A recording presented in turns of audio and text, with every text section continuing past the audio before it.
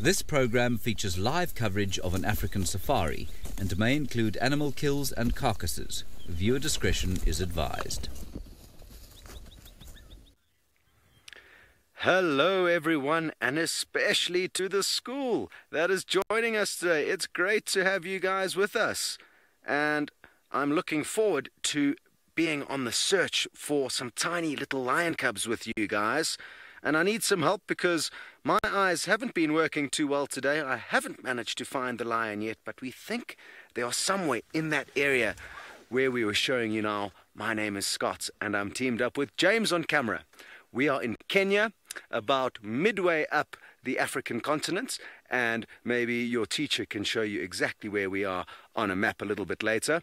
And like I said, I'm looking for some tiny little lion cubs. There's 2 of them that we've only seen once, and we saw them about a week ago, and we've got a feeling that their mother is hiding them out in this little forest up ahead of us there. And even though lions are big and strong and not too many animals can cause trouble for them or their cubs, the youngsters do need to be looked after when they are small, because animals like hyenas or even buffalo could give them trouble if they found them. So that's why we think she's hidden them somewhere. You can see all those little black dots. Those are hundreds and hundreds of wildebeest, and they've traveled a long way to come to Kenya. They spend about 3 or 4 months here every year, and they come here in search of delicious green grass. So we're gonna head off in that direction.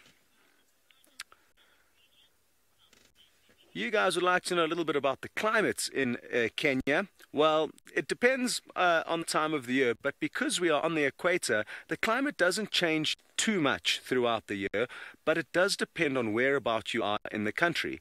If you're on the coast, for example, at a lower altitude, close to sea level, then it can be quite hot and sweaty. But where we are here, we're on the top of quite a big mountain, quite far away from the coast inland, so it's quite a lot different here. That when it's hot, it's a dry heat, it's not very hot and sweaty, and it can be a lot colder than down on the coast. But like I say, because we're on the equator, we don't have a big change in seasons, so the temperature doesn't change too much, and we don't really have a winter or a summer like a lot of you guys will be experiencing in America.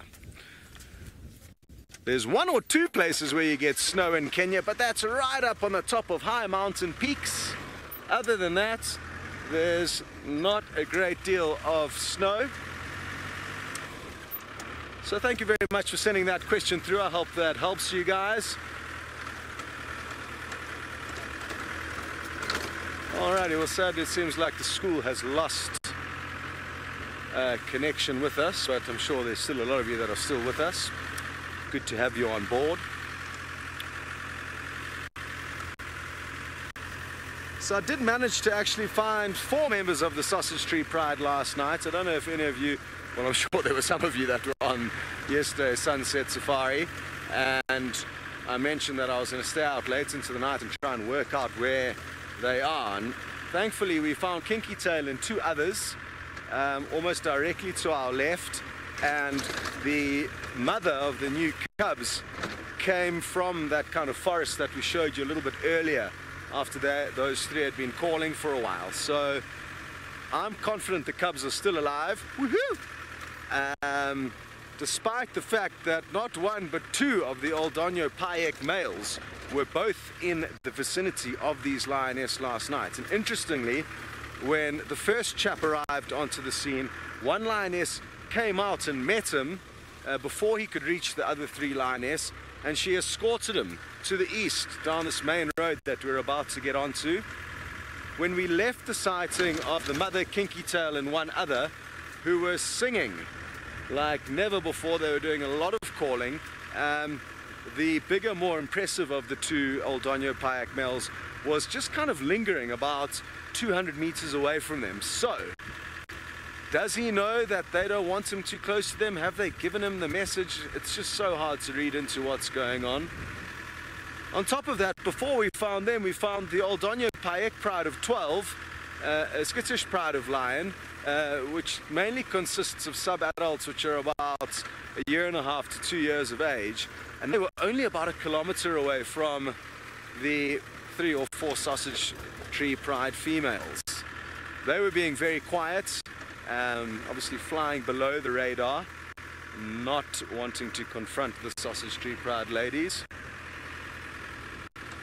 Okay, well, I'm very glad the school has rejoined us. Well done to whoever fixed that problem. And now that you've got to meet me, it's important that you get to know that it's not just me taking you out on safari this afternoon. You're going to go all the way down to another country right in the bottom corner of South Africa, where you're going to join Sydney. I wonder what his plans are.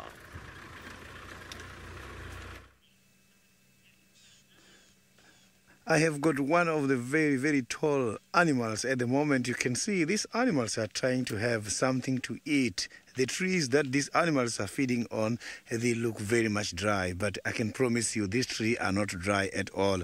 It is now the best time for this tree to bring back the new leaves. That is why these giraffes are there now, targeting the development of the new leaves. A very, very good afternoon and welcome to the Sunset Safari. I am Sydney Niconico, and I am traveling with Senzo, who is my camera operator. We are going to try by all means to get you see all the interesting animals here in South Africa. And kids, welcome to the beginning of the show. Ask your teachers to ask us questions.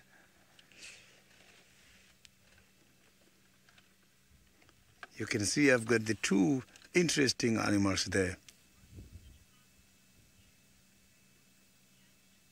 Desmond, the tongue of the giraffe looks much more blue due to a lot of saliva inside there, which helps these giraffes in order to protect them against the thorn trees. The giraffes, they've got a very sticky saliva, which is like a glue, which helps them to prevent these kind of thorn trees to damage the tongue.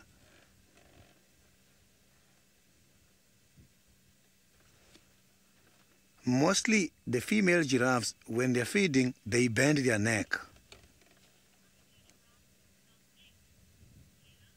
Kayla, the giraffes, their adaptability is completely different from all these other animals.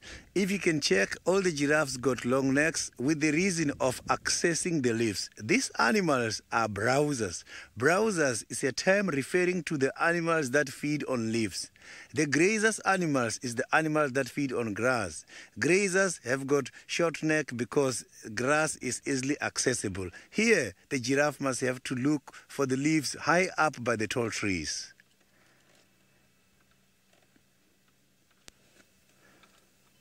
The interesting part about the giraffes is that these animals, they are so very big, but they are lacking something interesting, the voice call. These animals don't make any sound. They only communicate from eyesight.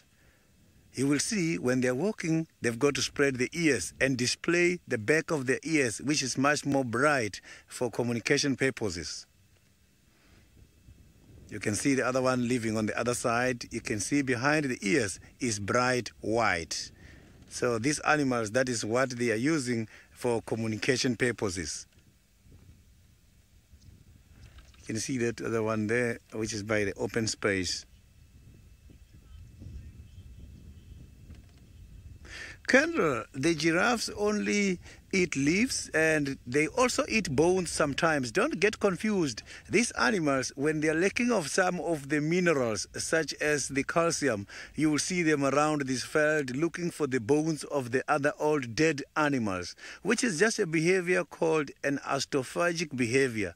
The term osteo has got something to do with the bones. When these animals are lacking of those kind of minerals, they're going to have to go around this bush and look for the bones from the dead animals. So, but they are browsers. They only feed on leaves. They only supplement some of the minerals from the bones.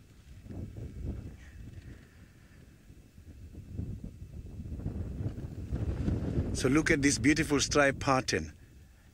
Each one of these giraffes has got its, like our fingerprints. So each one of them has got its own identity of the stripe pattern. So now let's go to one of my colleagues who is just about to start now, a game drive, Taylor.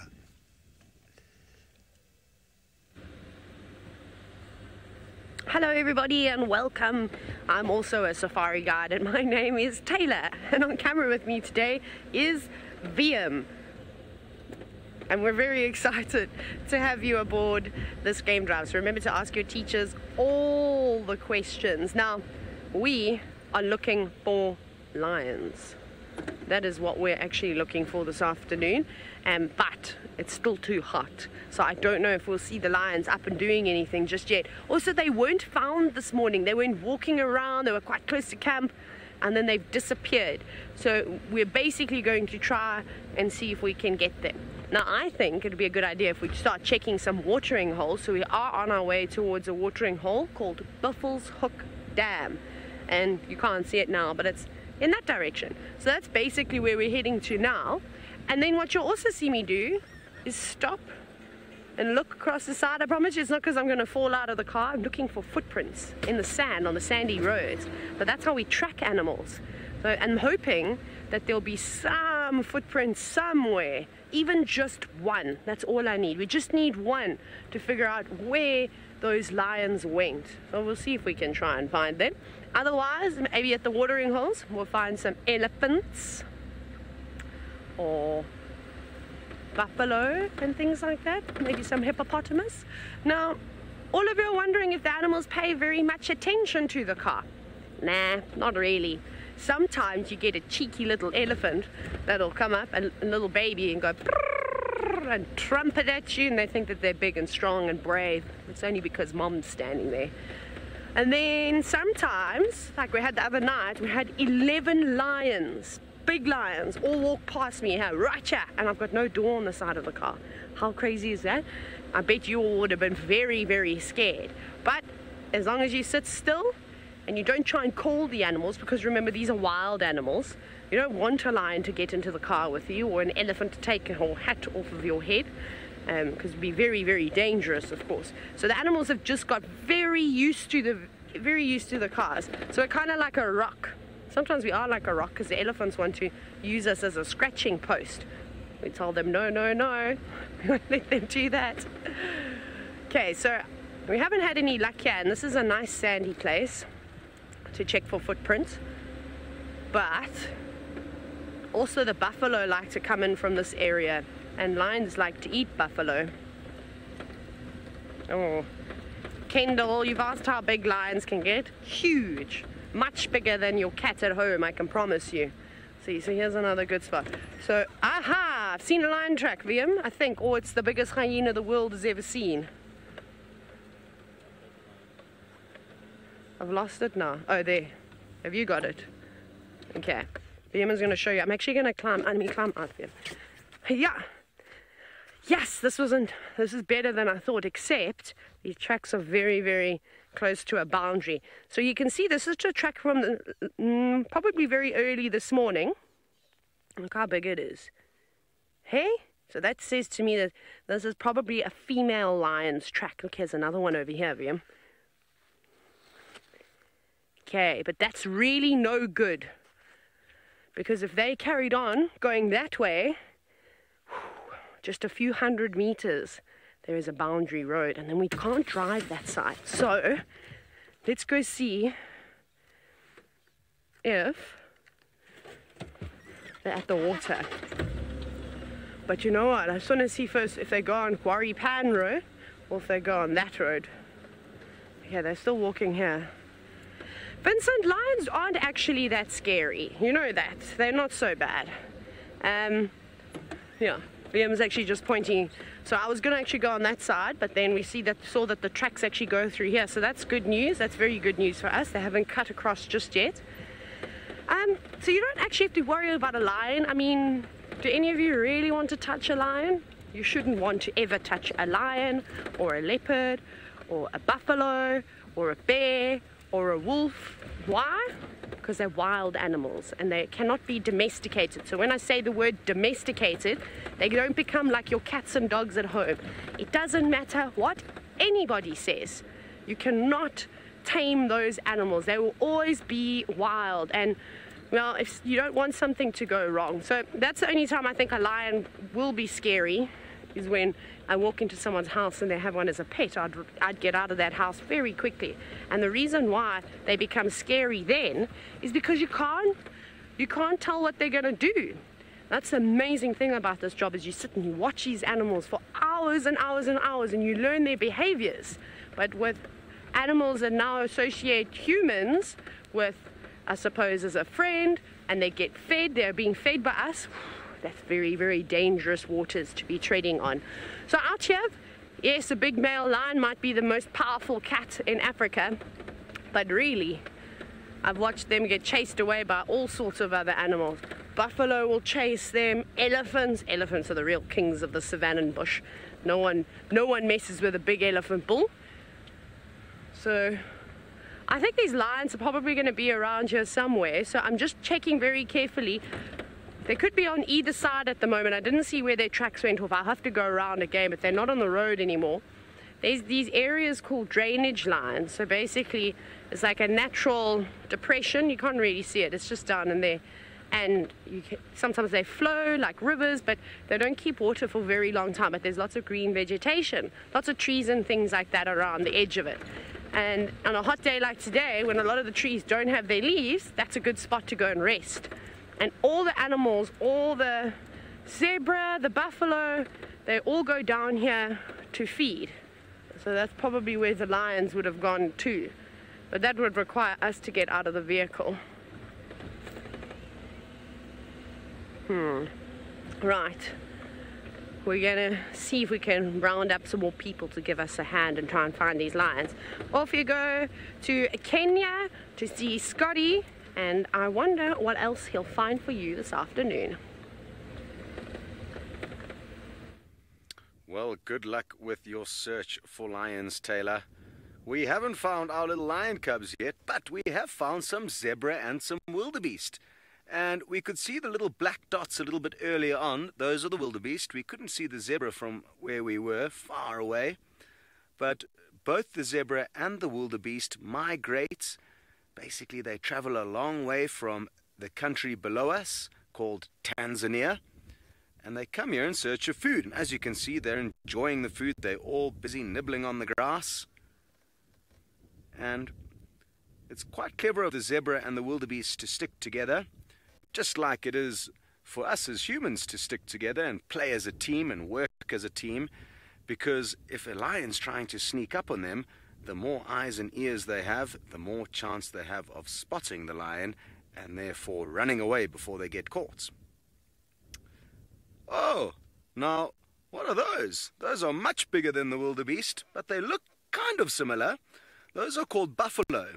So I guess maybe similar to the bison that you guys get in America.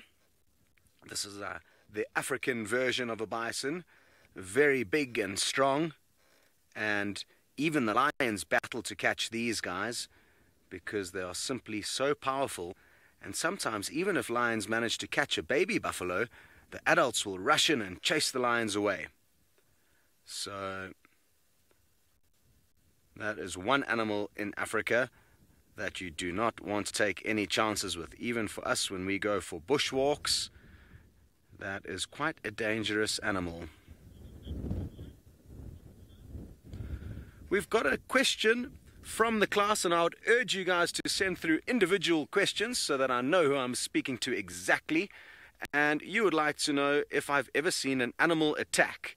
And by attack, I'm guessing you mean maybe a lion catching its food, like a hunt. And yes, we very often see lions catching their food, cheetah catching their food, leopards catching their food.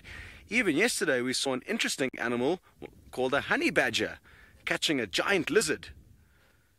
And in terms of attacks, I mean, you do get kind of fights between some animals.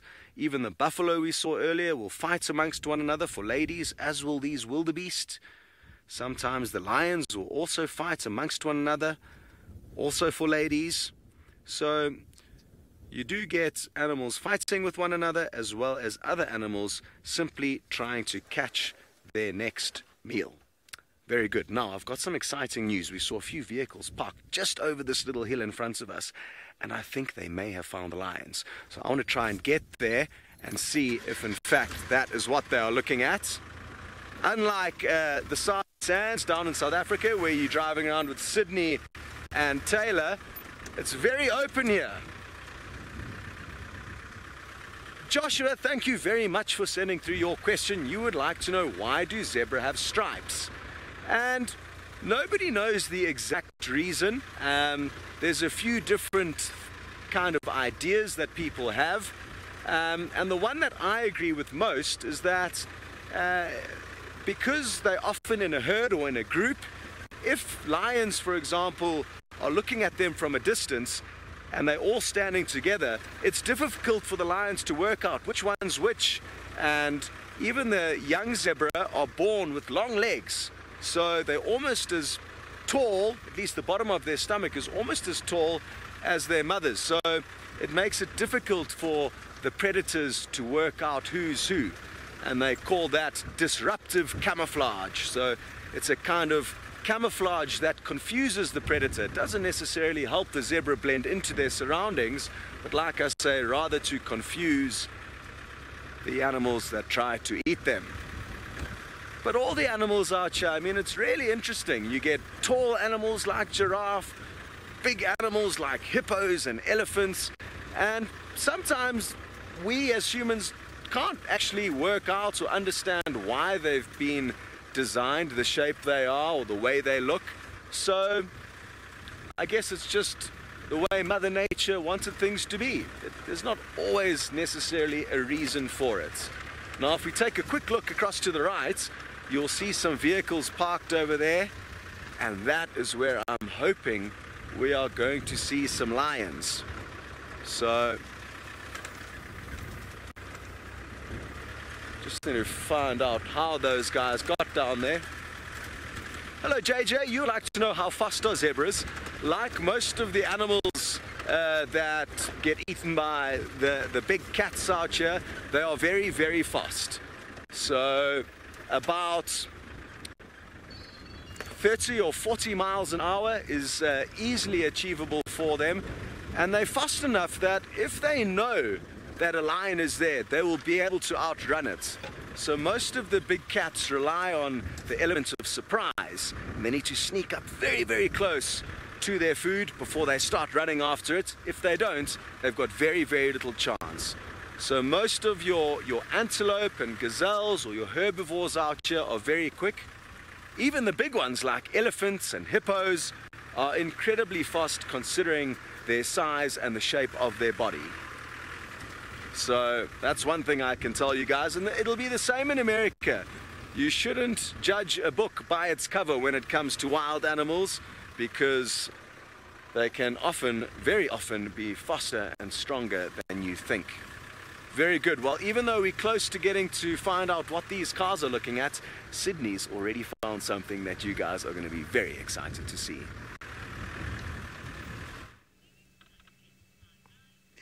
I am so very lucky to come across one of the spotted cats. You can see the beautiful spots on this man. This is Hukumori. Hukumori is one of the leopards in the area. Look at that. He looks very much tired because it's very hot at the moment here where we are. So when it's too hot like this, these animals prefers to go under the shade. Now this one is enjoying the shade from the termite mound. You can see there's a very big house there. It's like a big hill. This is a big house which has been done here by the termites. Termites are some of the very small insects that stays in these very big buildings.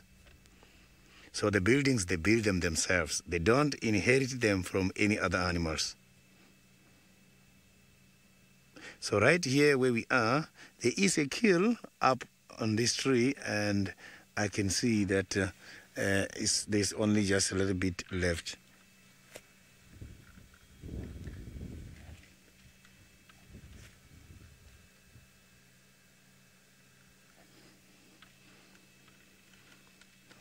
Which is one of the reasons why this animal is here, this cat is here.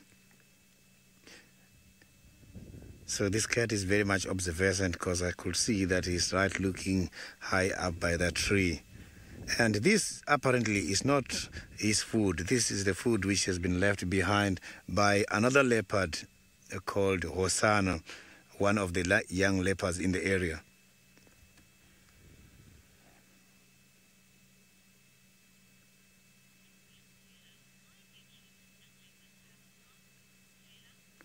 Taylor, the cheetahs and the leopards, they have got this spot in order to get camouflaged when they are doing their hunting activities. So they use this spot in order to camouflage when they're approaching the animals such as the impalas and animals such as the duikers, so that these animals cannot be able to see these big cats.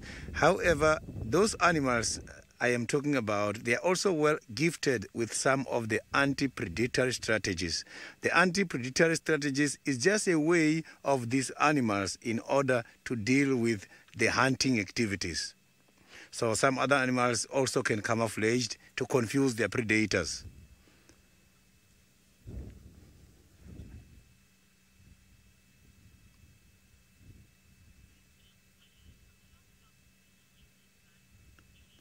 Early, these cats can go very fast. The leopards can go up to 94 kilometers per hour.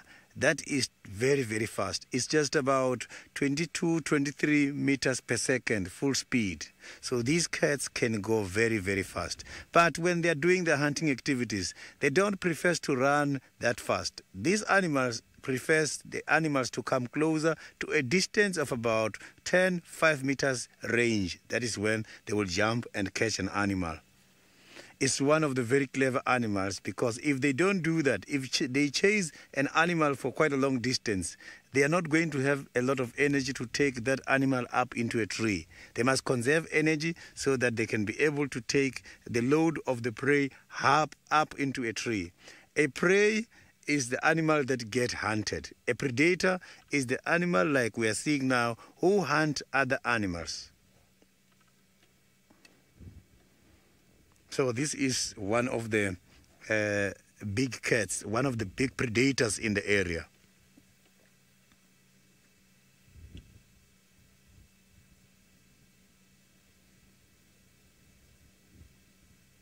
So you can see that these animals, when they are in the tall grass, it's not easy for other animals to spot them, because it's also not easy for me to spot them. But my eyesight is not better than the animals. Animals can see way much better than I do.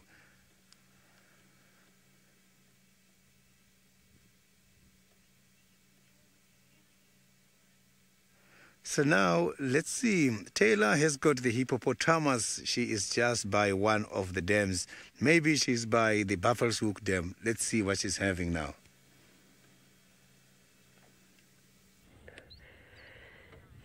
We're here. Look at this. Look at these two big hippos. That's the big boy on the left, and that's his girlfriend on the right. Mrs. Hippopotamus. Mrs. Scuba Steve is what her name is. I actually have no idea what these hippos' names are, because I can't speak the same language as them. But you're having a very good safari. Hey, how is that you got to see a leopard? And that's a leopard we haven't seen in a very, very long time. I don't even know if... Has Sydney seen Hukamori before? That's pretty awesome. I haven't seen him for months and months. We'll have to pop past maybe tomorrow and visit him. Now, this hippo, he normally is on his own all the time. But now he's finally found a friend. And look at that bird. That's called an oxpecker.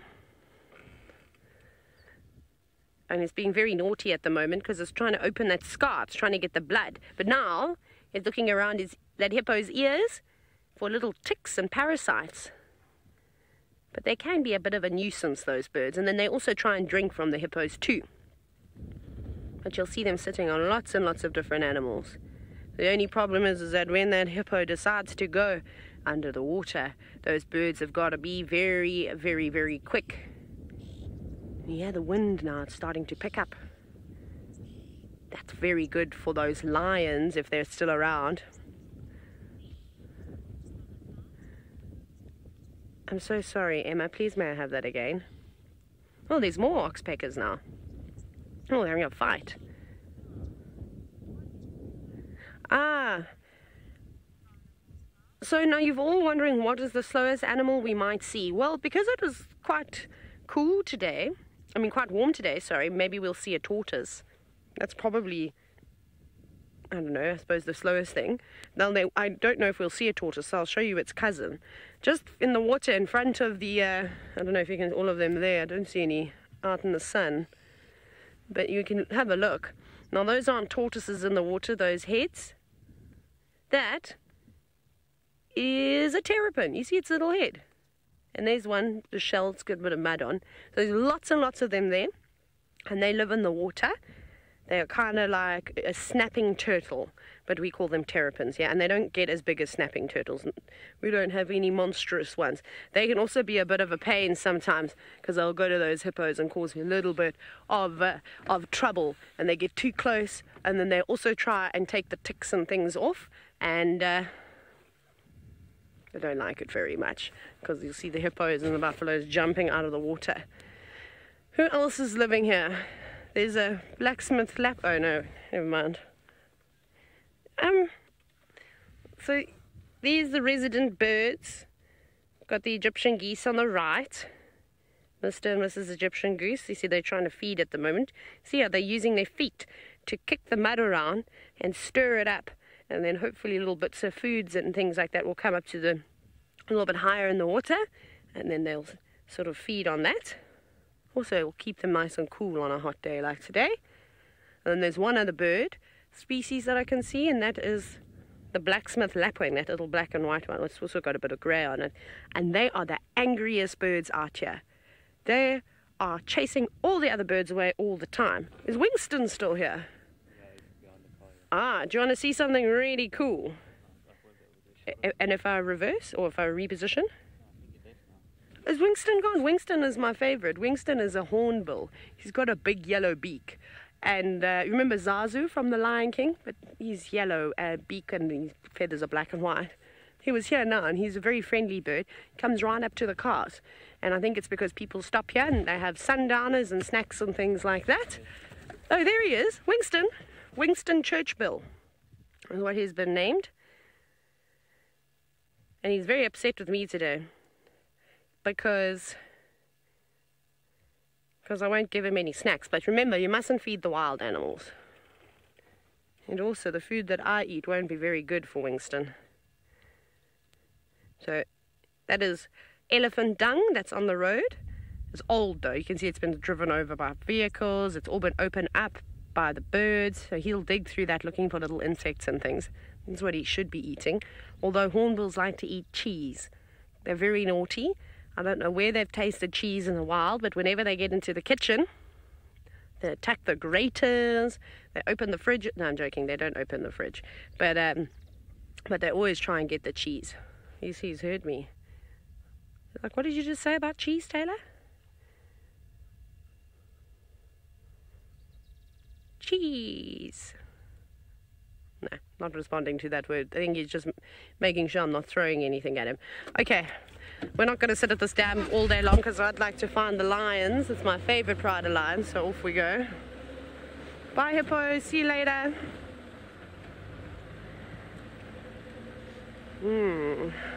Now we have to play the game of let's find the big cats. Anyways, it seems as though Scott has also managed to find a cat of his own. Well, maybe we have found a cat, maybe we haven't. Can you guys see anything?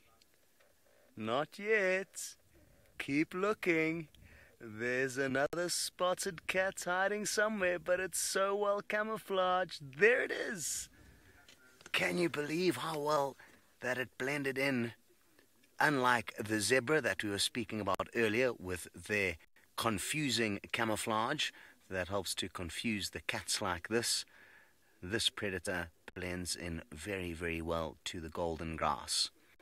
And unlike the leopard you've been spending time with, Sydney, the cheetah has got solid black spots, whereas the leopard has kind of got a ring of black dots with a caramel golden center, and that's called a rosette.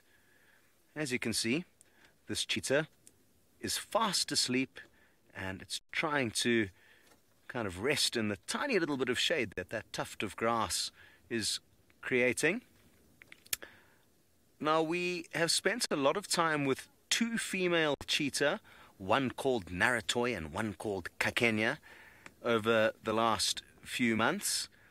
But I don't think this is either of those 2. It's difficult to be certain at the moment because I haven't really had a good view at all of its spots. But just like us humans, all leopards and cheetah have got their own kind of fingerprints. Well, not fingerprints, but their own markings, just like we have our own fingerprints. So you can tell them apart. But, like I said, I'm not too sure who this one is just yet. How well does it blend in? We would never have found it, even when we arrived here and we knew the cars were looking at something. It took us a while to spot it, so I'm guessing this cheetah's probably been sleeping here the whole day. Somebody maybe followed it here when it was walking around, and then it went to sleep here, and it's probably been sleeping the whole day. And just like any of your pet cats at home, the big cats here in Africa spend 16 to 20 hours sleeping every single day. That's twice as much as us, which only leaves them about kind of 4 to 8 hours being on the move. So a job as a safari guide requires patience, because if you want to see these cats getting up to their business, you have to sit and wait and wait and wait. Of course, they do things as and when they like to. They don't have kind of breakfast, lunch and dinner time like we do. So that's something to remember if you're wanting to come out to Africa and be a safari guide. I would love for some of you to become safari guides when you finish school or college. Just be ready to be patient. Now, as I said, oh, we need to race you across to Sydney.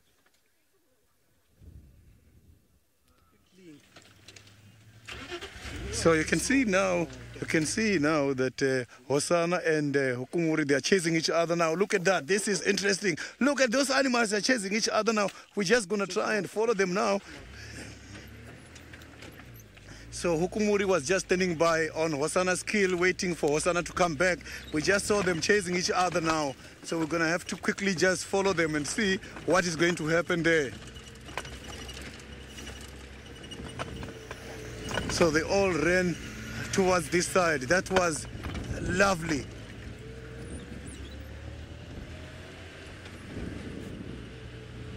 So they all just got disappeared somewhere here.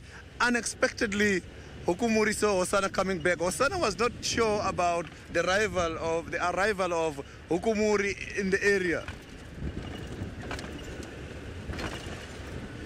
So the 2 big cats got disappeared somewhere here.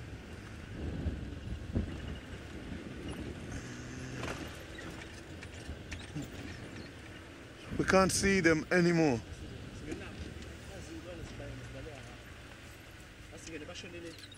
So it seems like these 2 cats went deep in this bushes here. So what I'm going to do now is I am going to go deep in here and see if we are going to find something.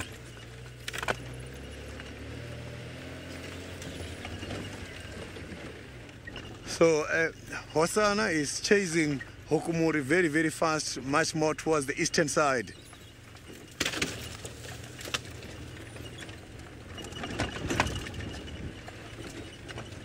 So even the impalas are very much surprised here in the area. I can see they are looking everywhere. It seems like these animals chased each other towards this direction here.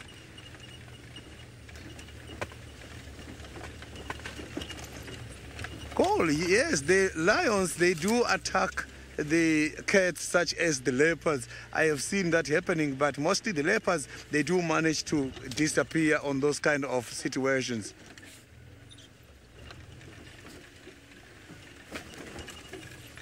So I hope we're going to find these cats again, both of 2 cats in this area, as they all went right in here.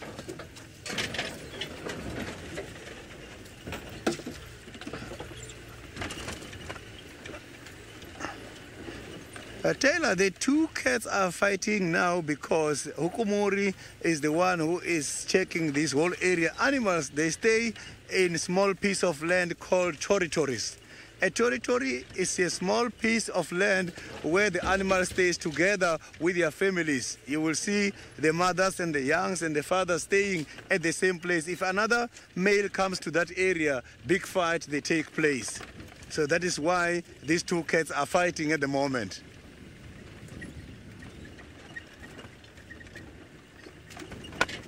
So I am not alone here who is trying to reallocate these two cats. The leopards can jump very high. They can leap up to 5 to 10 feet. That is too much long. When it's running, can go very fast.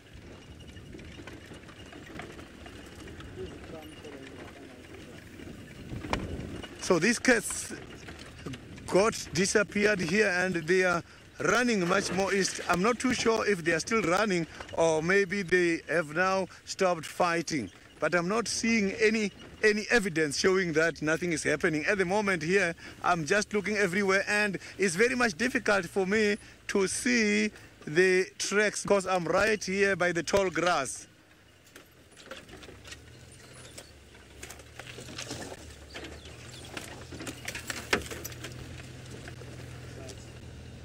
So now let's go back to Scott by the Masai Mara and see what he's having at the moment.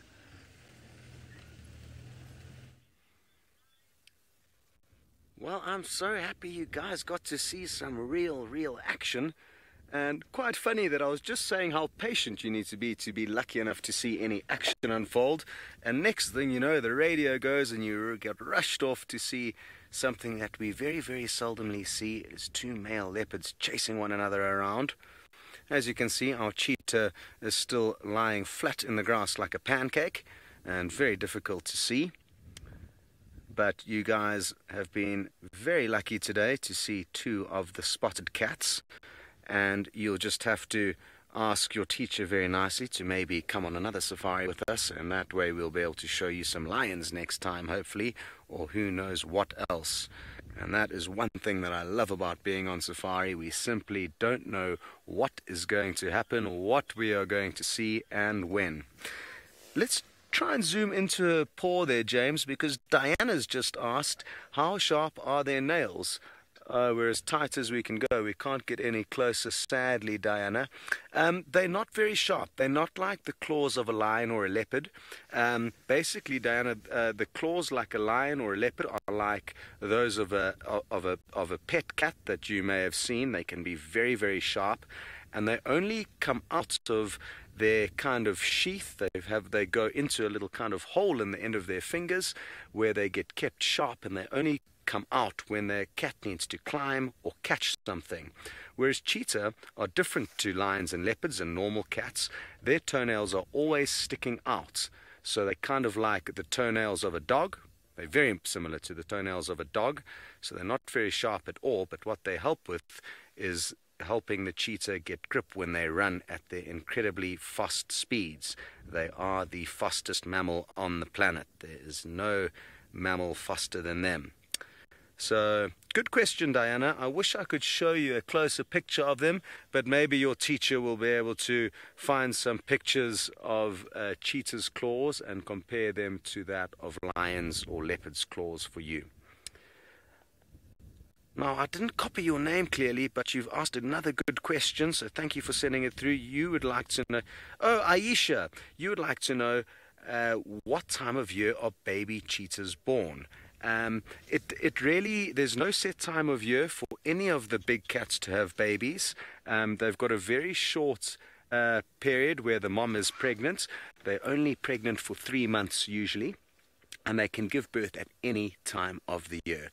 So unlike the herbivores, the antelope, the zebra, and the wildebeest that try and plan their birth to be at the most plentiful time of year in terms of rain and therefore grass and vegetation for them and their youngster to feed on, the big cats will have babies as and when the going is good. So who knows, maybe this cheetah that we're looking at is going to give birth in the coming months.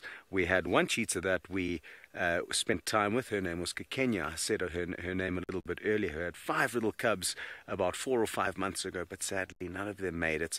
It's very tough for wild animals to raise their youngsters out here because there's so many other animals that compete with one another. We're not too sure what caused the little cubs to die, but hopefully soon we'll have some more tiny cheetah cubs, because I'd love to be able to show you that on another safari. Thank you so much for joining us, guys, and also thank you very much for sending through your wonderful questions. It would have been very lonely if we were out here alone, so thank you very much. And for those of you who didn't get your question this time, you'll be able to hopefully send some next time. Please thank your teacher for letting you guys come on safari. I wish I could have come on a safari while I was at school, so you guys are very lucky, and make sure you tune in next time. One last look at the cheetah, and we will say goodbye to you for now.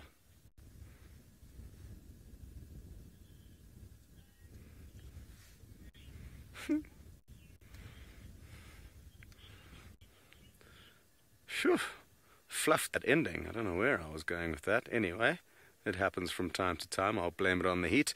So to all of you who are left behind on safari, I hope there are lots of you. We're going to send you back to Sydney to see if he's managed to catch up with Hukumuri and Hosana.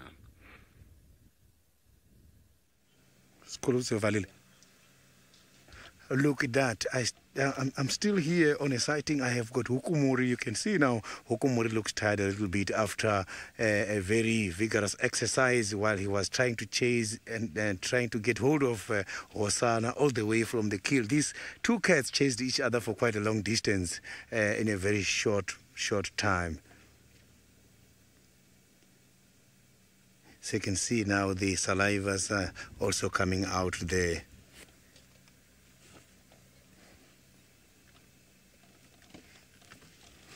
A very, very good afternoon and welcome to the beginning of the normal afternoon sunset safari. I am Sydney Fumulani Mikosi and I am with Senzo, who is my camera operator. We are right here by the Greater Kruger National Park, Juma Game Reserve. I have got one of the lovely spots, and today in South Africa it is Heritage Day, and this Heritage Day marked a very interesting, gave a very interesting mark on Sydney, as this is the day where I first come across Hukumuri, one of the leopards in the area. Heritage Day is a day where in South Africa all the tribes, they celebrate their cultures and their wide diversity of traditional beliefs and practice.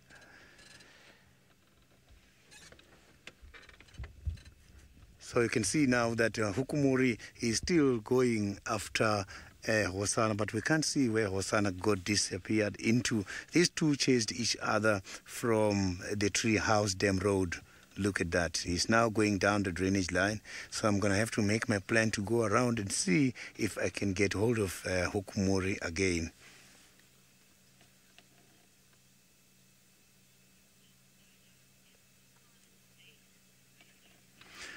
Jojo, Hosana at the moment, I think he is safe, as I can't see him at all. It seems like he managed to escape this danger, as Hukumuri was very much aggressive towards Hosana. I saw that happening, and it was just a matter of a short distance. If Hosana could manage to escape very fast, he would have been caught by Hukumuri this afternoon.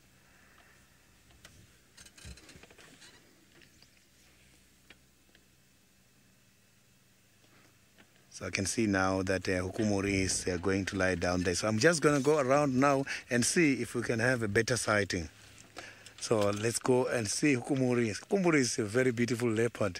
I've been hearing a lot about Hukumuri and his violent status. But today I saw that he is very much aggressive.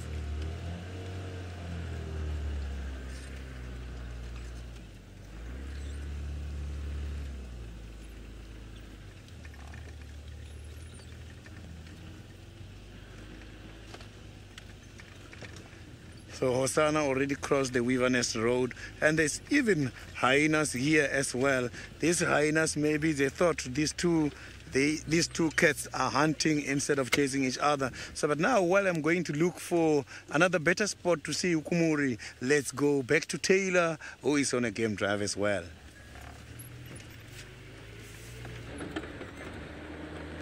Hi, I've just seen a lion track, which doesn't make me very happy. See them?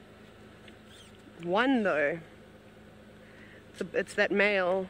Okay, I don't know where the Nkumas have gone then. So, actually, you know, let's just drive all the way down Hippo Pools Road. Let's just to make sure that the whole pride has come that way. But there is one Leon track, so that looks like they may have been sneaky. Maybe it's that the young male that's not supposed to be with the pride but is because he don't care, he break the rules. Yeah. Sorry everyone. No, they definitely came here. The whole pride walked here. Right, so yeah, you see there, I'm not going to get out and show you because they've, well, you've all seen what lion track looks like, and we already looked at one for the children. But now we didn't see their tracks going out, so I don't understand. They haven't gone that way. We've just done the sneaky road. They must have come here for a drink at some point. We didn't see anything when we came up in Nyala Road North. They must have gone. Yeah, they do like this area. They spent during 2016 and the beginning part of 2017, they just lived in there. Off down on that side. They killed, I can't tell you how many buffalo. I'll even be able to show you remnants of a buffalo. You ready? You can spot it. I can spot a skull from the damn wall. They stand out quite a bit. Maybe we'll end up spotting the lions this way. Okay, let me quickly just remember where it is. Now we're gonna, there, you see it, Vim? So we're back up at Buffelshoek Dam, and there is a white thing, there we go. That is a buffalo skull, everyone. This is like one of about several thousand. Okay, I'm joking, I'm exaggerating a serious amount. They must have killed about 4 or 5 buffalo within this area in a 6-month period. Probably actually even less than that. So it's a well-known spot. I think we're gonna actually have to, I don't know what to do now. I am at a loss of words and ideas. I have a feeling that they probably just crossed out. If this is the case, maybe I'm wrong. I hope I'm wrong. I'd like to see the lions again. I've got something in my eye also. Let me check. I also wasn't concentrating when I was live. Okay, well, we'll keep trying. We just need to keep our eyes glued to the ground to see exactly where these lions walked. Off you go, back to Scott, who is with that sleepy cheetah.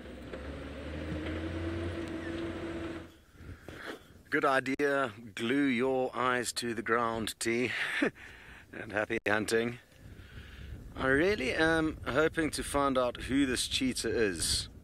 It looks, I mean, of course, it's not easy to see what's going on and whether it is full-bellied, but the general impression I get is that this is a very skinny cheetah. So I'm wondering if it's not a youngster. Who knows, who knows, possibly Narratoys, or at least, I mean, it could be either of her 2 boys. Neither of them are confirmed dead, but they both could be. Or maybe it's another one. Or maybe it is Narratoy. I doubt it's Kenya, because Kenya was seen quite far from here yesterday. I would say about 5 miles. So it's unlikely that she would have traveled from the area where she's been setting up shop, which is a great area. Lots of Thompson's gazelle, short grass, the perfect place for a cheetah to do business. Whereas this cheetah over here, the brief glimpse I got of its face, it didn't look like Narratoy to me, so it could be another one. I hope James Richards is with us, because he is a wizard when it comes to IDing the different cats that we spend time with. So James, give us a shout if you're watching, so that I know I don't have to worry too much about trying to ID it. Sadly, my phone has started freaking out, so all of my photos and kind of ID kits that I've got on my phone are inaccessible at the moment, so it makes IDing things tricky. I definitely need to go back and look at ID kits to confirm who's who. Rosalind, at what age you'd like to know what kind of age will cheetah cubs start eating meat? All of the big cats tend to start eating meat at around 3 months of age, or at least the African big cats. So yeah, and then they'll continue to drink milk for up until about 6 to 8 months, I think. Haven't seen cubs for so long, be it leopard, lion or cheetah. Never really seen cheetah cubs growing up, sadly. I was hoping Kenya was going to provide me with the joy of that, but sadly those cubs got massacred, as did probably the last 6 litters of hers. I'm guessing she's probably given birth to 2 litters a year on average. And since she raised Narratoy and another 3 siblings to adulthood about coming on 4 years ago now. Oh no, I lie, 3 years ago now. She hasn't had one successful cub raised to adulthood. Come on, cheetah, put your head up so we can work out who you are. I really do think it's not in a good state, so I'm also interested to kind of work that out. I got a bizarre update over Instagram, and I never heard back from the guy, but basically just after Naratoy's remaining son disappeared, I put a post up on Instagram, and this guy replied saying that a young male cheetah had been seen just south of the Kenyan-Tanzanian border, and he appeared to have had the hugely unfortunate circumstance that his testicles had been ripped off. I haven't heard of that happening, but with cheetah, but I haven't spent a huge amount of time in cheetah areas. But my guess would be that, you know, male cheetahs would possibly, you know, dominant males would possibly do that to a young boy. So let's hope that wasn't true, because if it was the case, honestly, not ideal. I can sit back and relax because James Richards is with us. So good to know you on board, and we will stay put and wait for a better view, because it's impossible even for James Richards to be able to ID a cheetah when this is all you can see. Interestingly, cheetah IDing you can use anywhere on the body. For those of you who don't know how to do it, it's very, very simple. Basically, you can choose any portion of the cheetah, be it its, you know, the center of its stomach, the back, the hind quarters, the front quarters, or even the cheeks. The body I find easier than the cheeks for matching up spots. We really should share our ID kits with you guys so that you've got a kind of reference to look at. And so you take a screenshot of a cheetah that we're looking at live, and then you can compare that to our ID kits. And you just kind of match the spots. It's like playing Snap. So it's not rocket science. And any spots that, you know, everyone's eye will catch something different. So anything that kind of catches your attention, a certain kind of bouquet of spots can just be matched to one of our ID kit pictures.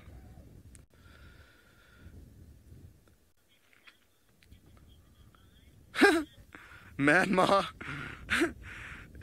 you've just said, is it even alive? I think barely. I really don't think this cheetah's in a good shape. It's just my, you know, again, it's a complete guess, but from when we arrived here, it did have its head up, and I could kind of see its belly looked really empty.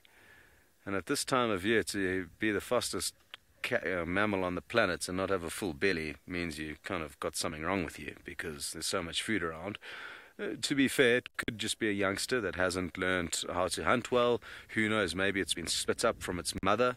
I wonder what could be going on. Because, I mean, there were, I don't know if I ever updated you guys, but about a week or two ago, I said that there were reports of a cheetah with cubs. They weren't cubs, they were sub-adults. And I saw them about 2 miles to the south of where we are here, so not far away at all. But those cheetah were incredibly skittish of the vehicles. I only saw them from a distance. They weren't entirely welcoming, and I thought, well, let's just leave them in peace, because there's no point in harassing these things. So my thoughts are that it wouldn't be one of those two youngsters, because it would have fled the scene. However, if a youngster has become so weak and kind of, weak, it may have just given up caring about vehicles simply because it just doesn't have the energy to. So maybe that's what's happened here. Or maybe I'm just talking rubbish and it's just Naratoy having a snooze. Time will tell. We will stay put And we're going to send you back to Hukumuri.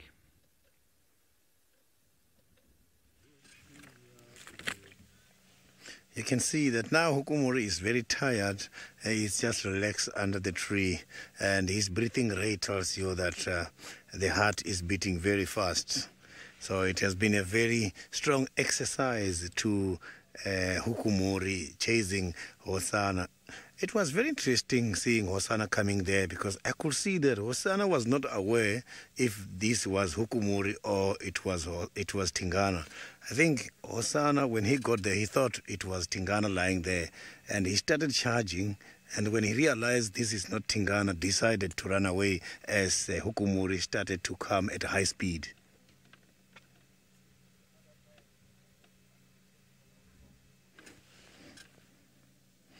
So I hope Hosana is safe at the moment.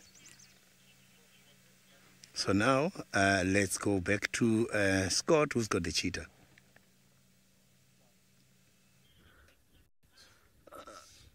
Okay, there's hope. The cheetah's moving. Take screenshots. Please take screenshots. Who are you? There we go.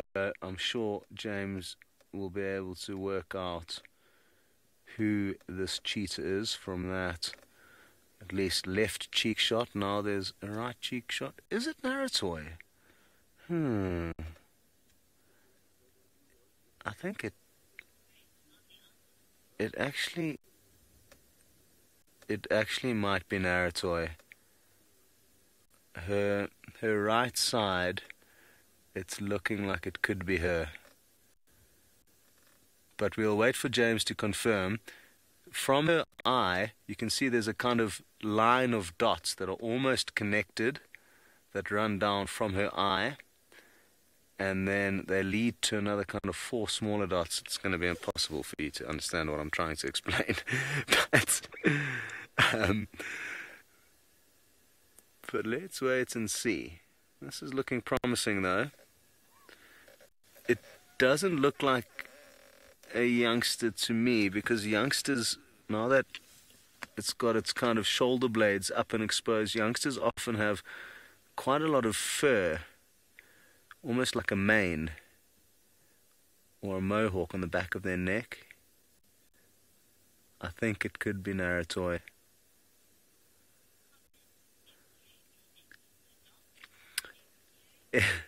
MK is suggesting that we need to connect the dots. Yes. I wish my phone was working. All of a sudden, this cheetah is looking in much better condition than I thought it was initially, because it's simply got its head up and it's not half dead in the grass. Sadly for her, it does look like a female to me. There doesn't appear to be much suitable food in the area. By suitable food, I mean kind of smaller antelope. But I have seen female cheetah catch young wildebeest. So it is something they can do. It's a bit of a wrestling match for them.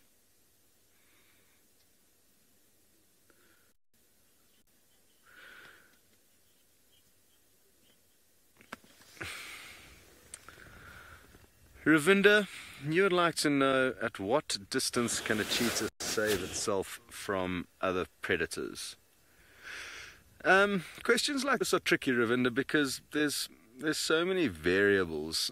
Like how many predators, if a cheetah's surrounded by a pride of lion, then, if it runs from one lion into another, it could have 100-meter head start and completely clear most of the pride, and then run into one that was lying off next to them. So,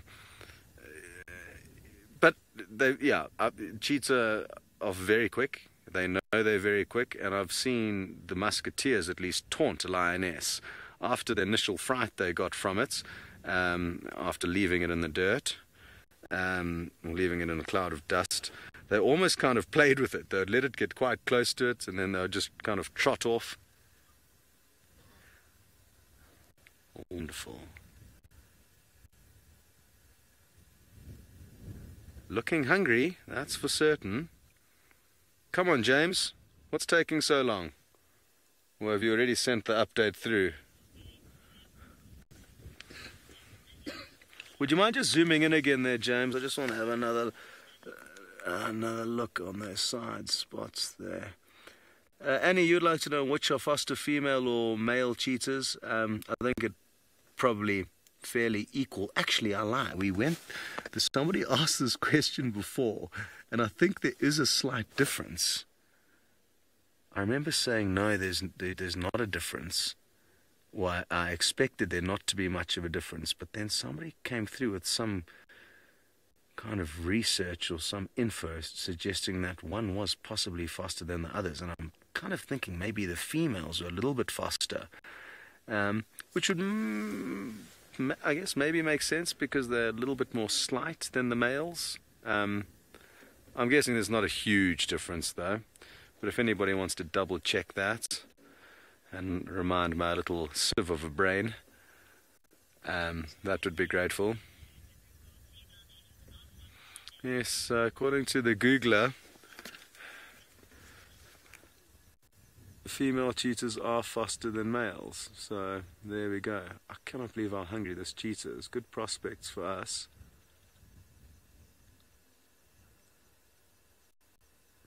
Now, if it is Naratoy, it's interesting that she's come into this area because this was the kind of general area where she gave birth to Johannes and Jacobus, her two boys that are no longer around. Those are just funny names that we gave them. In-house joke. So who knows, maybe she's going to give birth again soon. Not right now though. Looks like she's having a poop. Okay. Well, James, from the initial kind of glimpses he got of the cheetah's face, agrees that it does look like Naratoy, but now that she's got up and moving, he is going to be able to confirm with certainty.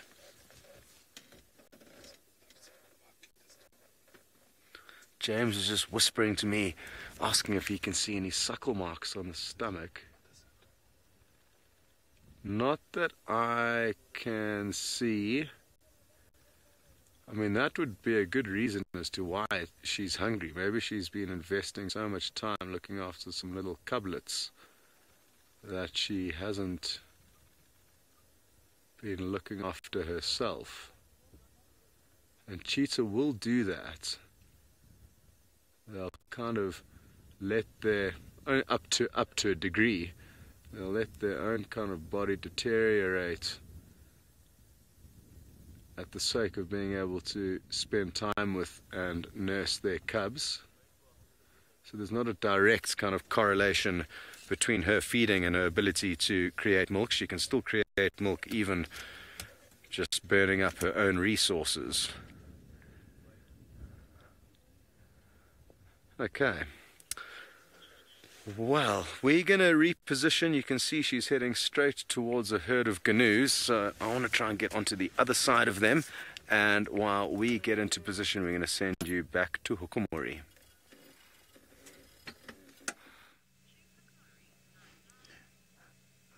You can see that now Hukumuri is still very much pretty relaxed here at the moment, and no sign of Hosana around here. And I'm very sure that Tingana is going to get hold of the updates that Hukumuri is in the area. So this is going to be very interesting on the next few days. Here I'm going to follow up on Hukumuri just to see what is going to happen between Hukumuri and Tingana as soon as Tingana finds out about the return of Hukumuri in the area.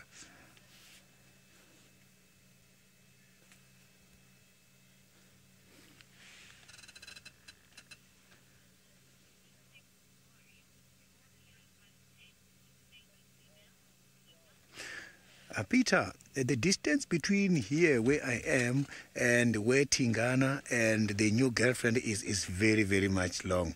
So I can promise you Hukumuri maybe was coming from the treehouse dam, just looking for some water on his way back. Then he came to the carcass because where we found him, he was just under a tree which has got a carcass left behind by Hosana this morning. And Impala, which was caught yesterday, he was just there waiting for Hosana to come back. He knew very well that that because of the kill, Hosana will come there. Hukumuri was aware about Hosana.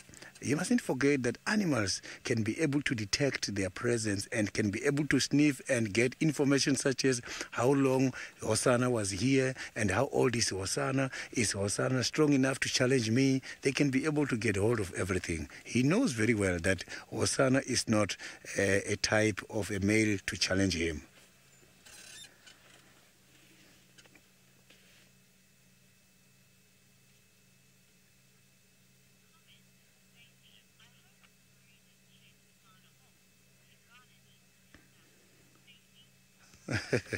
Stacy, that is very true. Tingana must have to come back and sort out Hukumuri in his territory. So the problem is now Tingana is on a wedding ceremony, so it's very difficult now. So he's busy trying to showcase his new girlfriend in the area. He's not worried about the intruders. But after this wedding ceremony, we are going to see a lot of activities here.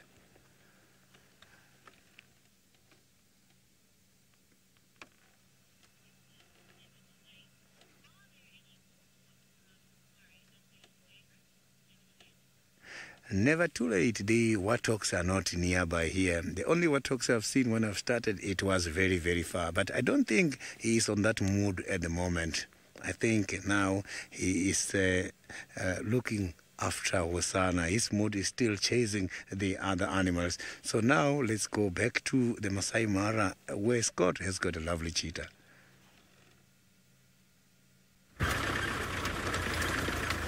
Okay, everybody, welcome back. She's heading towards a large herd of gnus. I can't see any. I can see one youngster there. So there's at least one youngster off to our right, and she's kind of just spying on the herd. I'm just trying to get onto the other side of them so we can get a two-shot. I don't think we should invite anyone else on board just yet. I just want to get into a better spot and assess the scenario.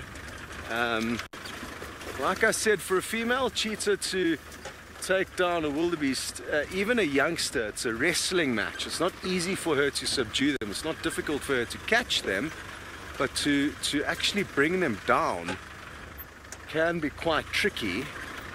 So, and not only that, the fact that there's lots of other wildebeest around. Wildebeest are known, just like buffalo, to be able to chase off cheetah that have managed to latch onto one of their youngsters. Now, I'm erring on the side of caution here. I've done a massive loop around just to make sure we don't interfere. I'm going to be in position shortly.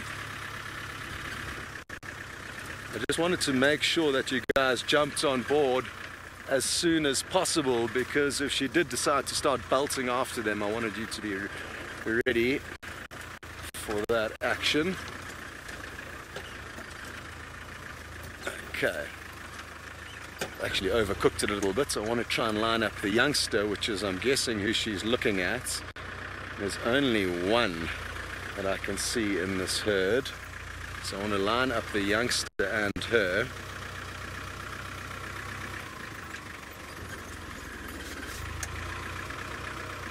I can just see her head poking over the horizon. So let's stop here. So James, you can see the youngster there. She's just off to the left of the youngster on the horizon. James just needs to level quickly. I parked on a bit of a slope. Okay, there you can see her head poking out. Very good. And there is the youngster, which is the only likely candidate for her to snack on. I mean, the fact that she's empty-bellied and there's wildebeest everywhere, oh, there's another youngster, goes to show that it's no easy feat for her to bring one down and kill it without the adults coming and chasing her away. What a beautiful scene. You can see the white beards of the gnus glowing due to the backlighting. And they don't have a clue that they are being spied on by this cheetah. Emma, any updates from James as to whether it is Naratoi now that he got some shots of her standing up? It would be wonderful to know that. Okay.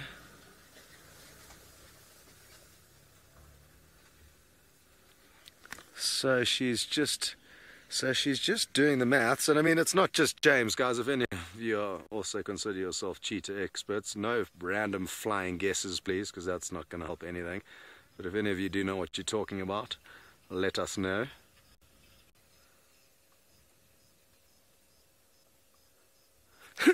Quite interesting.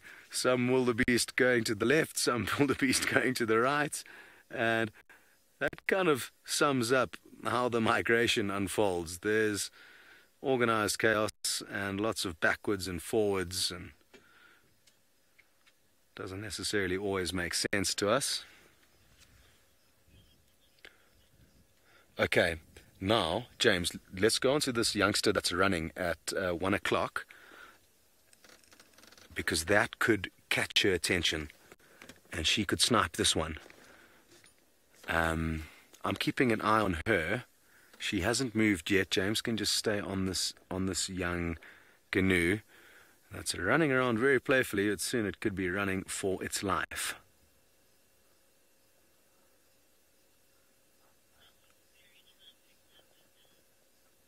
But seemed like it stopped at a good stage. We can go back and give you an update on what the cheetah's doing, and she hasn't moved, but she's realized that there's a constant stream of wildebeest slowly making their way down in this direction. And there's probably about 300 or so wildebeest that are slowly going to stream past her, and she just needs to take her time and try and work out which one's which. James, thank you very much for confirming that it was in fact Naratoi. Where did it go? I blinked and then she was gone. She's just lying down. Hey, James? And I guess we're just going to have to sit tight.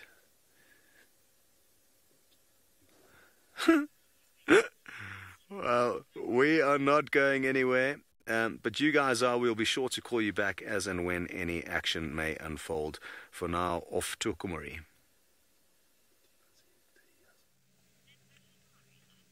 You can see now Hukumuri is now moving away from his resting site, and then I think he's going to get disappeared somewhere deep in the drainage line. And my plan now is to go and see if I can reallocate Hosana, just to check if Hosana is still okay.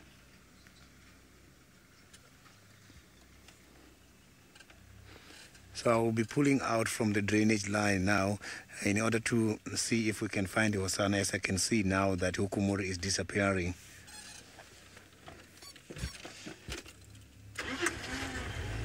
So it's just a matter of days now between Hukumuri and Tingana to meet. One of these good days, these two might meet in this area.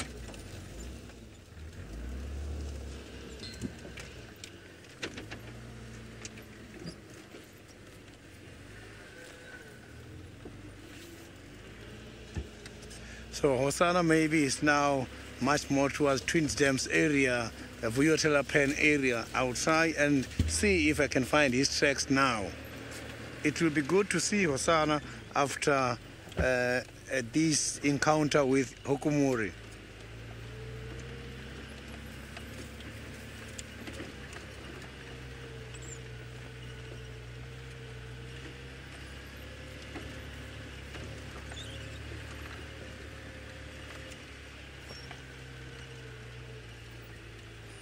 Rosalind, I didn't copy your question very well. If the final control, you can repeat that question for me.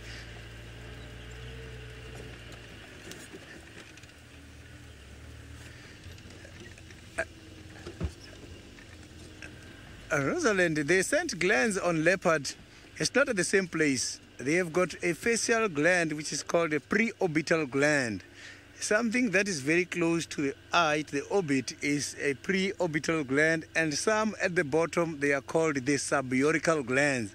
And also, if you can check at the back close to the anal opening, they've got a scent gland there, the one that they normally spray on these trees for demarcation purposes. Sometimes you'll see them going up against the trees doing like this. That is when they are excreting the gland from the face to mark the territories. Those kind of glands that these animals are secreting every time has got a vital purpose.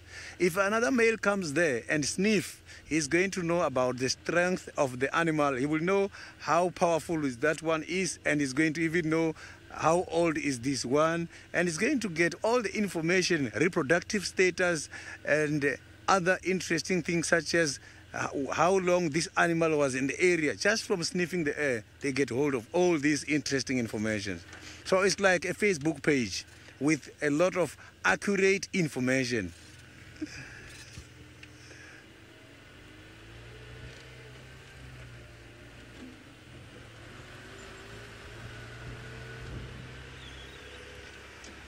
So here is where Hosanna has gone past when it was trying to avoid danger from Hukumuri. So it means now Hosanna might be much more towards the northern side of the game reserve.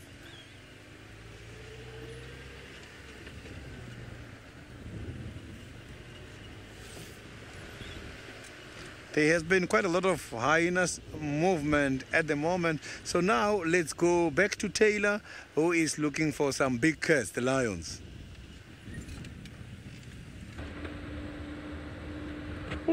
We're progressing on our tracking exercise, but it's difficult as we're the only ones who are looking for the lions. Anyways, we've tracked them all the way from Drakensberg and then onto Hippo Pool, Pan Road, then they went onto Hippo Pools, then they came past Buffelshoek Dam, then they cut through the drainage line and now crossed Hyena Road, but I can't work out where they've gone from here. If they've still just on this side of the drainage line, or if they've gone towards Gari Cut Line. I have already driven Gari Cut Line, the road itself, and there's no tracks crossing out, so it's very difficult to say. And I'd like to spend, obviously I'd probably find them on foot, but it's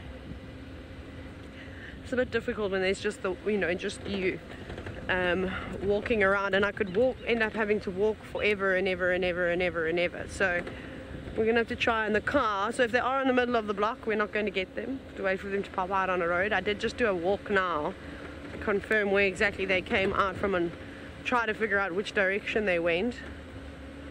What do you think, Vam? Do you think we should go back, check Mvubu roadside, or should we check Nyala Road North and Buffelshoek Dam one more time? Gary, we just drove that. I don't think we missed tracks because I was paying a lot of attention there. The only tracks I saw, and it's such a sandy road. I don't think they've crossed. If they have, it's just now we need to figure out which way they've gone. So keep an eye out on the dam cam. There's a possibility that lions might come and drink back at where Telepan. Who knows? A bit difficult to kind of say.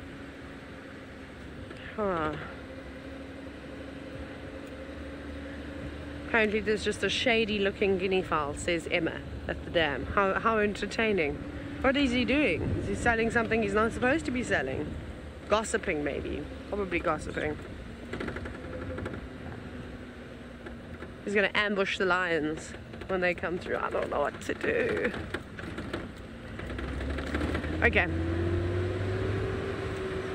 Nyala Road North, check the watering hole one last time, and then we'll go along Buffelshoek Cut Line, come down Gari Cut Line again. Okay, that's what we're going to do. We're going to do that. Because I'm just worried they turned back, or they haven't, one line just roamed. So I think we'll just quickly take that gamble. Also now I'm itchy from the grass. Well, what little grass is left. So itchy. I have to tell myself not to scratch my leg. Don't scratch it, Taylor, it's not itchy. It's all in your mind. It's all in your mind. To say that to myself a lot. Yeah. Okay. Please let there be lions drinking at Buffelshoek Dam. That'll make my day. It's been actually quite cool. following all the tracks. It's been a long time since I had been able to track lions. Obviously in the Mara it was quite difficult. Every now and then you could just sort of get an idea of which direction they went in, because they'd leave like one footprint on the road if it wasn't driven over. Although footprints didn't last on any of those roads. I can't help it, you scratch my leg. The satisfaction you get when you finally get that itch. I know it's not a lion. I just have to double check. Something caught my attention, but far away. It's a tree. Sorry, just had to quickly check. It was like a reflection. I think maybe the elephants had stripped the tree, stripped all the bark away. This is one of the hardest things to do, is of course trying to track animals. It's not particularly easy. But anyways, it's got to be done, otherwise you don't find the cats, or sometimes you get lucky and you can just bump into them, but you can't rely on that. Lots of little antelope and things like that roaming around, lots of nyala and duiker. We even had a herd of zebra for about 5 seconds before they ran away, and they're between Hyena Road and Gari Cut Line, so you must listen out for any distress calls. Maybe some bleating zebra. Yip yip, yip yip, yip yip. Maybe they'll point to the lions. Excuse me, Impala, coming through. There's a massive bachelor herd. We're going to keep navigating. No, we're not going to look at the Impala today. We're going to keep going. Sorry, everybody. I want to find lions, and the sun's about to go down. Right, off you go back to Sydney, and hopefully the next time you see us, we'll be at Buffelshoek Dam.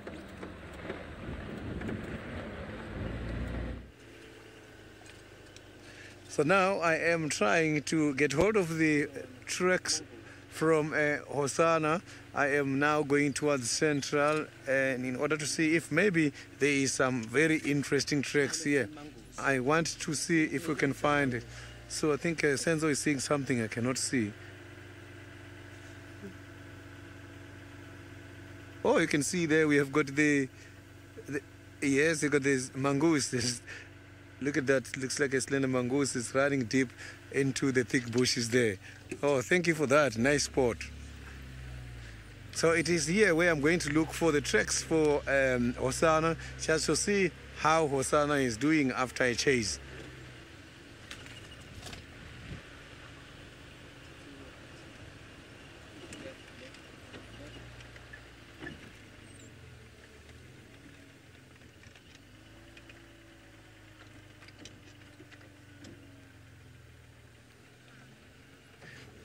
Polecat Mama, the chances for Tingana to come back and chase Hukumuri in the area, they are very, very much high. Especially if they meet now when there is a new mate in the area. Tingana is going to chase Hukumuri to prove to the new girlfriend that he is powerful. So a lot of interesting activities are still going to take place in this area.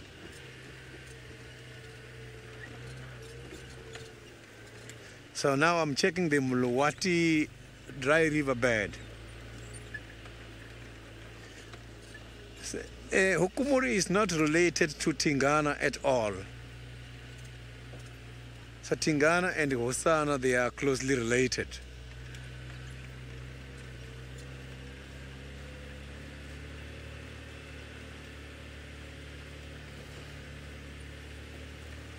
So maybe Hosanna is somewhere in this area.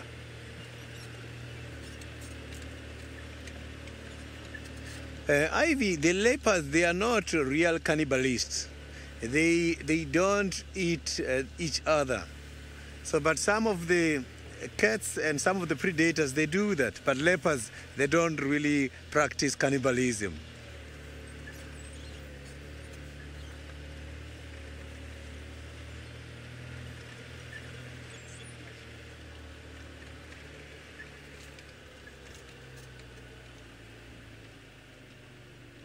No tracks at all here by the Mluwati dry river bed.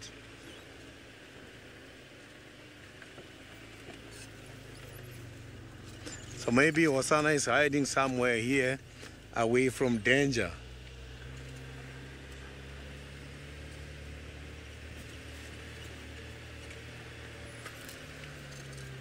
It's difficult. The soil is very much soft here by the Molowati driver bed, which is difficult to track because I just only see holes. It's not compacted.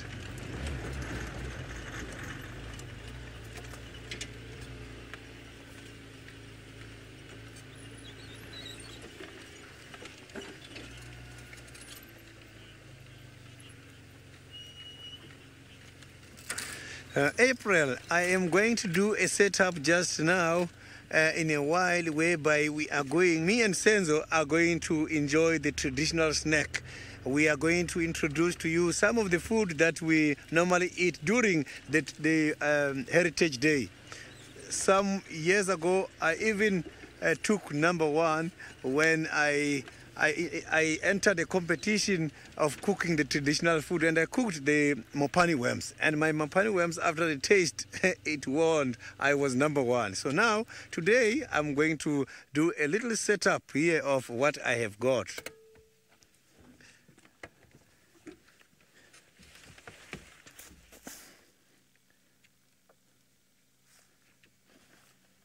So I'm just trying to listen to what is happening here in the area so that I can make sure that there is no other dangerous animals where we are.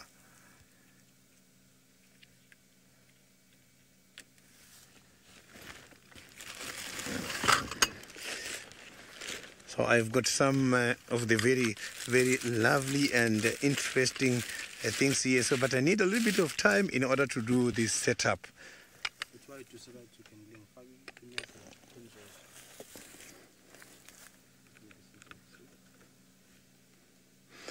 So I'm just going to start preparing so that we can have. So now, while I'm doing a little bit of a setup, let's go to Taylor and see if she's lucky with the lions.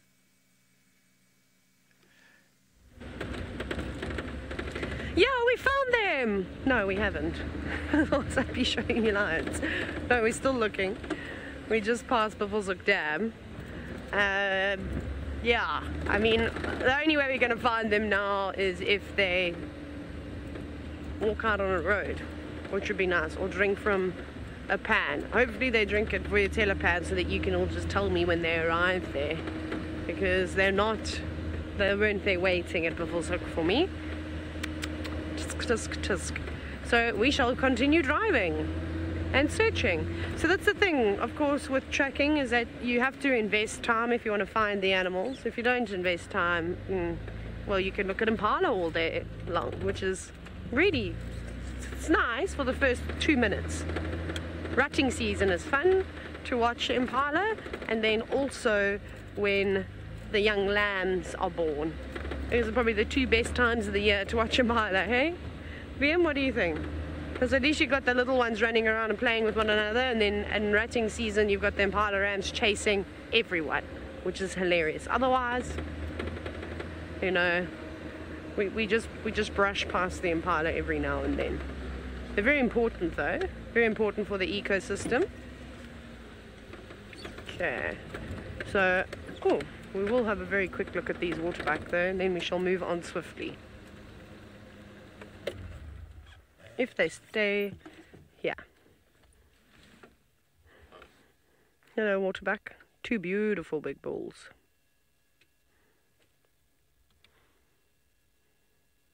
Not much to eat on the fire break. There's not really even any new grass shoots coming through just yet. But as soon as we do have a bit of rain, this will be a hot spot for all the grazers. They'll definitely enjoy it around here. It'll be quite nice for them. I think these two are just trying to stay alive. Good luck. You make a perfect meal for the lions. Also, I mean, it's hard to say if the Nkuhumas could just be on a kill somewhere in the drainage line. Although they'd need to bring down something like, I think even a buffalo, they'd probably only eat for a day, maybe a day and a half at a push. They're all big. There's so many of them. They'd devour a zebra fairly quickly. They would devour a wildebeest and a kudu fairly quickly too, within just a couple of hours, or maybe even less than that. Okay, just checking through here because there's some really nice spots. Nah, I don't know what it was. I'm gonna just go back and have a quick. No, look, there's lots of things that are catching my eye. Right. Let's send you back across to Scotty in the Mara. Guys, we've got some exciting prospects, I think. We've left the cheetah. I'm not sure if I'm imagining things or if I could hear lions fighting. And my initial thoughts are that it could be this lioness with the two cubs trying to defend her youngsters. Now, we've driven about a mile to the north of where we were. Here's this forest where we think she could have them hidden. And obviously, while we've been driving, I haven't been able to hear anything. But there could be something going down in here. I'm just scanning with my binoculars. Nothing to see for now. My hearing's not good at the best of times, so I'm not too sure if I was imagining things, but I'm pretty certain I could hear some kind of growling or some kind of a commotion. So let's hope that it wasn't that lioness trying to defend her youngsters from the two old Donyo Payek males or who knows what. But I thought we would leave that cheetah, Naratoy, to come and try and work out what in fact was going on here. But for now, all is quiet. Whew! My heart is racing. Drop the clutch to get you. At one stage I thought James may have fallen off the car. But all, for now, seems okay. So last night, just to recap any of you who just have jumped on board, we found 3 sausage tree pride lioness, one of which was Kinky Tail. And they were calling out, and eventually a 4th lioness came onto the scene, and she was quite evidently the mother of the 2 new cubs. You could see the kind of back end of her belly was a little bit wobbly, and then when she lay down we could see the suckle mark. So the good news is that the cubs that we saw about a week ago are still alive, and she came straight from this direction and headed straight south. So we had a good idea of where she came from. We're not sure, maybe it could be further to the north than here, or it could be somewhere here, or it could be somewhere between this forest and where we saw her. But kind of that information from last night led me to believe that these noises that I was hearing, possibly imagining things, were possibly her trying to defend her youngsters against the males who are not their father, who are dominant over this area. Yes, it is very pretty out here, and it's a very still afternoon, a very slight breeze blowing. But a deathly silence for now. I'm hoping we're not going to hear the sounds of growling, fighting lions to break the peace and tranquility.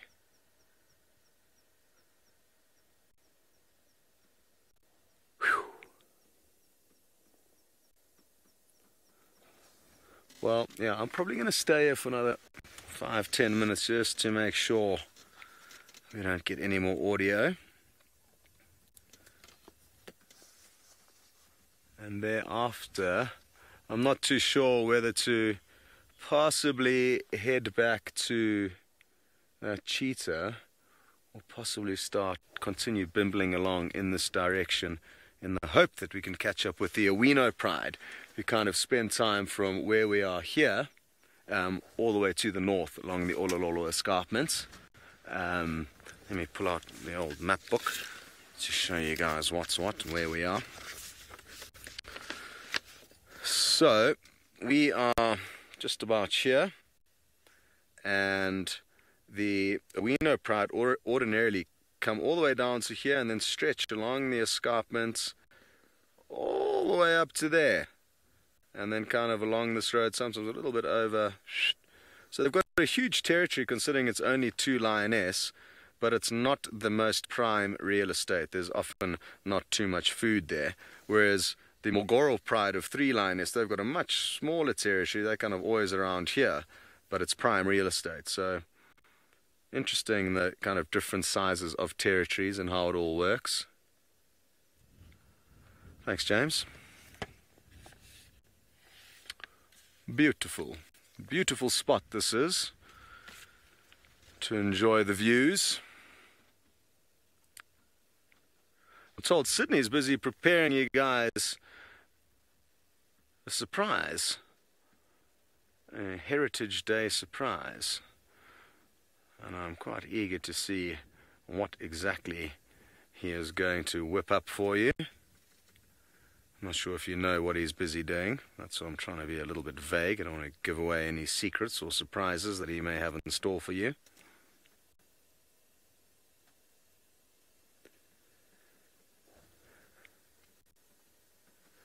Let's have a look at that big fig tree, James, when you get to it. A little bit more to the left. That is a specimen. And I must confess, I had a little siesta in the shade of that tree in the heat of the day. A real beauty. It would be wonderful to know how old it is. It would also be wonderful to see a leopard up there. Every time I go past, I make sure I scan it in the hope that there would be a leopard, but no joy yet. Very good. Well, you guys now get to go and find out what exactly Sydney has been conjuring up. Eh? So welcome to the traditional vendor picnic spot in the Juma Game Reserve on Heritage Day, a day which marked a history, as this is the day where I first saw hukumuri in the area. I have got some of the very interesting snacks. It's a traditional snack, and this is what people are eating today on Heritage Day in different areas. Everybody today is busy showing off their heritage, their culture, and different traditional practice. Everywhere around South Africa, everybody is wearing their own traditional dresses today. So I have got something here. The first presentation I'm going to do to you is this kind of insects, but now they're caterpillars. So these caterpillars, they come from the mopani. The moth is kind of a moth butterfly, and this is what we eat. We normally cook these things and then we eat them. Some of the people, they eat them dry. So I'm going to do you the next presentation of what me and Senzo are going to have this afternoon. So if you can check here, I have got some of the insects which looks more like bugs. This is the stinky bug. The stinky bugs is what we eat. We also fry them and eat. And when they are fried, they are so very lovely. So the stinky bug, Senzo, I'm sure this is going to be his first day to eat this kind of insects. Another insect I've got here is the termites, my favorite insects. Look at that. This is how the termites looks like. You can even see them with their mandibular parts. So this is the parts that termites are using in order to defend their colonies. Mostly here by these termites, these are the soldiers. So here on this side, I have got a calabash. A calabash is what we use in order to drink the traditional beers, and we also use in order to drink water. We put the water by the big clay pots, and to get water out and for drinking, we use this in order to drink the sour pap as well. So this is one of the instruments we are using. But this instrument, when you go to the royalties, they don't call it a calabash. They've got their own language. They call this a crocodile. You can see it's in the form of a crocodile with a tail. Senzo, come and enjoy the traditional vendor snacks. I can see Senzo is very much excited here for this kind of first experience. He's coming very fast. We are going to start from the mopani worms. And these mopani worms here, I can see that they are very, very dry. So we're supposed to cook them, but also like this we can eat. So I can start here by the, we can start by the mopani worms. Mopani worms, they are my favorite. They are very dry, you can hear. This is nice. How is it, Senzo? So this is the Mapani worms. These insects that eat the leaves from some of the Mapani trees and other trees as well. So now I'm going to introduce you to this one. So if you can check here, this one that I'm having now, it has got some black colors here. Can you see that? So this black is because of a gland. It's a stinky gland. So this gland, when it's dark like this, so it means this one is going to be bitter. So you must avoid this one and take the one which has got a plain chest. This is a plain chest. Yeah, that one is the plain chest. But these ones I can have. I'm used to. So if you can check, they still have got their wings here. So we eat them with these wings. We don't take these wings out. So you eat them with the wings. Now if you want the salt, you can have. There's some salt here as well next to. But the smell is like Vicks. Because of the Let's try this one. So now we're going to have the termites. You have been seeing these big houses done by the termites, but you have never tested them before. You must mix them, these termites, with them. You must mix with the salt, and then you can have. Yeah, so that you can. But they bite when they're dead as well. You must be careful. How does it taste like? Now, that you can have, that is the calabash is having some sour pap there, which is also very much nice. How is it? This one is very good. Yeah, that one is very, very good. So, these kind of insects, they are very nice, and this is what the Venda people has been eating during the olden days until today. If you go to the street in Venda, nice. They are still selling this kind of insects there for the people to have. I also bought them in Venda while I was on off days last month. So this is very, very nice. So, are you ready for your performance? Sendo, now I'm going to perform for you. I'm just checking here if I can have my traditional. So that is the song that we normally play when we are still very young. This one I did it myself. I play these things.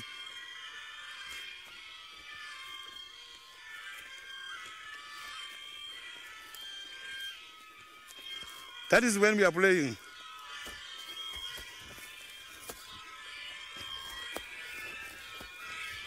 This step that I'm doing now is a step that we do when we are respecting the chiefs and the kings.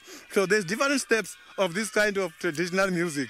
So now we can go on a line. 100 of us will be doing like this.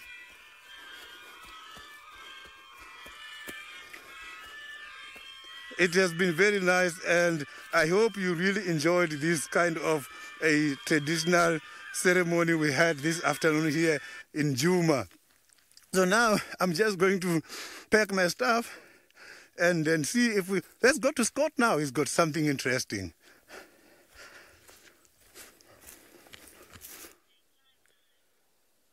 Hello, everyone. I think I have found the culprits that we heard fighting that were not lions. You can see they're quite worked up. I haven't heard them making any noises, but I'm guessing that those 3 buffalo bulls are what confused me and what I thought were possibly lions. Oh, there's a hyena on the right, James. Go to the right. Where are you going? Oh, no, left. In the background there. Right. It's hard for James to see it because he's got a tiny little monitor. At least I'm looking on a slightly bigger monitor. Let's try and catch up to it and see what it's running off to. Because I did hear I thought with my funny ears, some hyena whooping.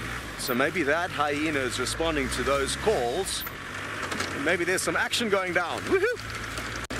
Hold on tight, everybody.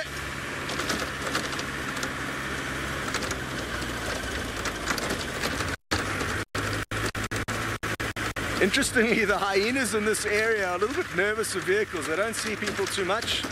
Sorry, Ganoos, I'll be out of your way shortly. But in the time that we did spend during the Gauntlet series with the Wino Pride, a little bit further north from here, I noticed that there were quite a few that are not so relaxed with the vehicles, not like Waffles and her crew.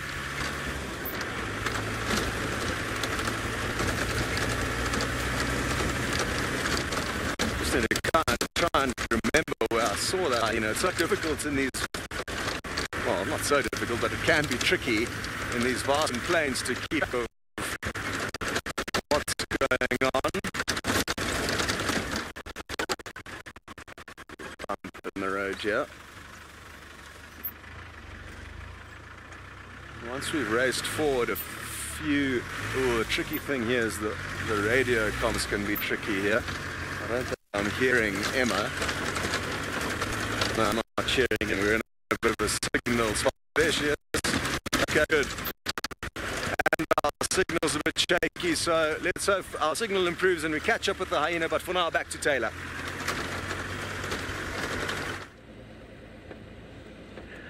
Well, I don't know where these cats are. Oh, we have an idea where the lions are, and I'm hoping as it starts to cool down that we'll get a glimpse of them. One awesome thing is that Taxon is taking his guests to Buffelshoek Dam to have a sundowner. So that's really, really nice, because that means that he's going to be positioned there for a significant amount of time, and he'd potentially be able to hear anything, because that's kind of the area that we think those lions are, just slightly west from Buffelshoek Dam. That drainage system is so intricate, it's so difficult. It's not just like one drainage line, it's like 2 or 3 that bend around, and it's awesome. It's a great spot for a lion. So we just quickly came past Gallagher Pan just to make sure that they didn't sneak around here. But do keep an eye on the Vuyatela Pan for me, please. Pretty please. Every now and then maybe you can go wide just to have a look around, because it would definitely help me. It means that I can just keep checking roads going up and down, and I think that's going to work in our favor, is that if we have an idea of where they are and we know that they're probably just in there, they're either going to go and drink for water or they're going to move, and they'll have to eventually come out. So I would really like to see an Nkuhuma buffalo hunt. Man, they are so good. They are so good at hunting those lions, especially hunting buffalo. So that is my wish before I go. There's one more time to see them take down a beefalo. Thank you, Eric. I'm going to try my best. I'm going to try my very best. I'm hoping though that, it pays off. We've worked hard this afternoon. We definitely worked hard. There's no doubt about that, which will be so much more rewarding as well. I always find when you find something. Goodness gracious. Between waterbuck and wildebeest walking up and down on this road, where do they all go? I just see lots of Inyala around at the moment. Okay, we'll go over the dam wall. So we'll go back around towards Vuyatela. Oh, they're the wildebeest. Hang on, I'll show you the wildebeest. Get off, fly. Go away. Go sit on the wildebeest. You don't need to bite my leg. If you go back there again, I'm going to try and squash you. Ah, sorry, BM. There we go. You can also see the sun. I like that the wildebeest have all lined up today. Well done, chaps. Very well done.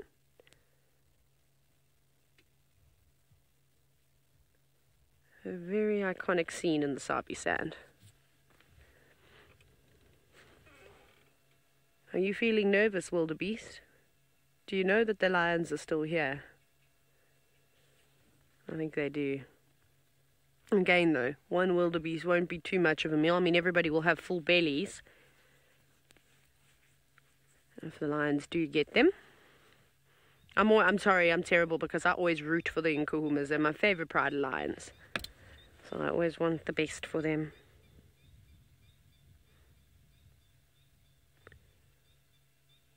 Can I see how Cokie Franklin calling in the distance? There's 2 now, they're doing a duet.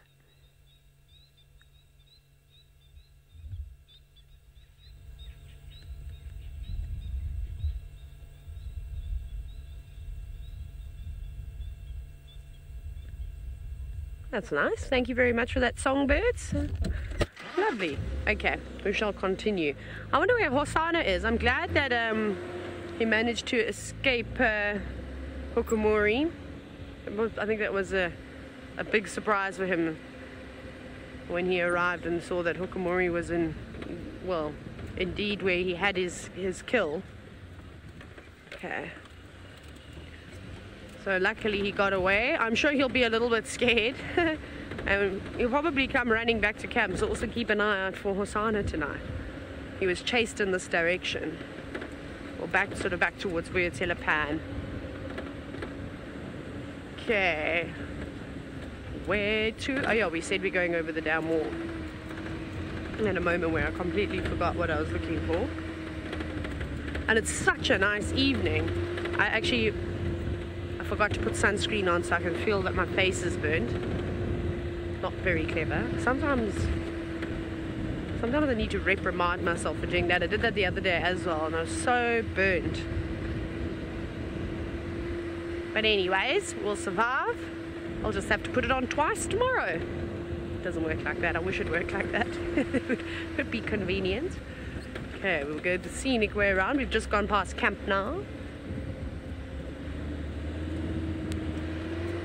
And then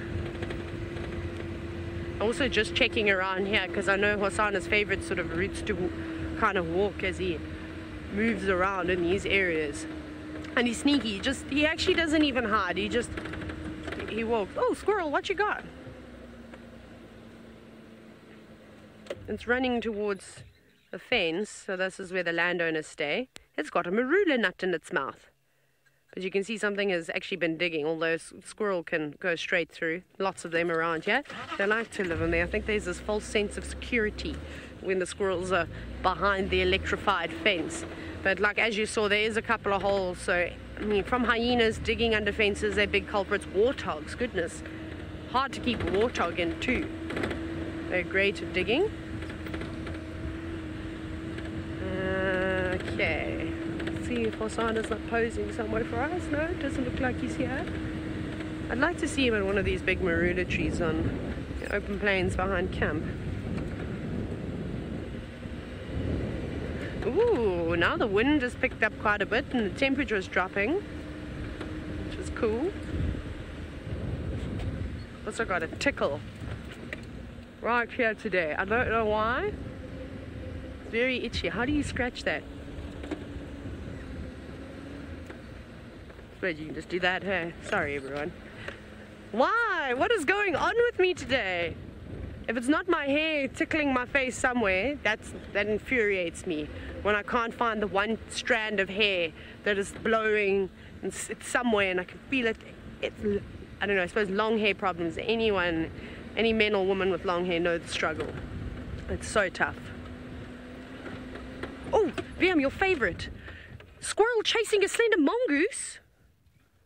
They've gone off to the left. Yeah, so that little shrub there, they ran there. There was a slender mongoose that was running away from us, presumably. And then there was a squirrel in hot pursuit. Okay, let's go around the corner. Oh, there they are.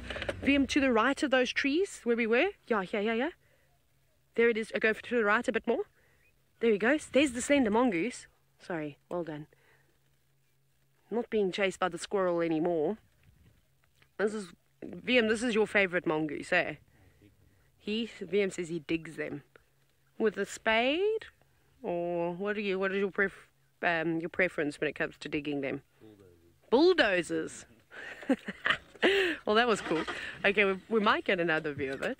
I think that squirrel was just taking a chance and it was running away. The slender mongoose probably didn't even know that squirrel was there, and it's like, yeah, did you see what I did? Did you see how I chased it? I feel like that's what squirrels do. They talk a lot of smack. Lots of nonsense all the time. So that was a fly that was on my hand. Mongoose, where did you go? I don't think the mongoose will come out. I'm pretty sure it will run away from us. Yeah, it's really nice having everything so dry. You start to see some awesome things that you don't normally get to see. And it's amazing how when there's nothing for these animals to hide behind, they seem to stay out in the open for a little bit longer. Like we've been having some epic... Oh, there it is. Just below that, it went like there. Oh, it's going up onto the Tremor Mountain. Oh, no, VM down, come out again. There. He's there, out in the open. He was just sitting on that termite mound. Might have gone around to the other side. Probably gone around to the other side.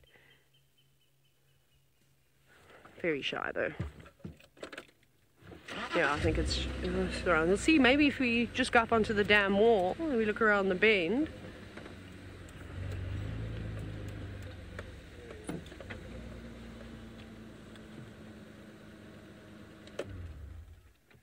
All spotted. Much longer than the dwarf mongoose. You guys remember when I had that awesome sighting of 2 slender mongoose on a termite mound that were out in the open? Now, this would be a good spot for this mongoose to potentially find something to eat. There could be lots of different creatures living in the crevices here, from insects to reptiles, and they eat a variety of different things. Find any eggs, they'll probably eat eggs. Any little chicks from the birds, they'll eat them too. That's very nice to see. I don't think it realizes that we can actually see it right now. Probably feels quite safe as it's got a variety of escape routes, should it feel threatened. See that? Look at all courtesy of all the brush packing.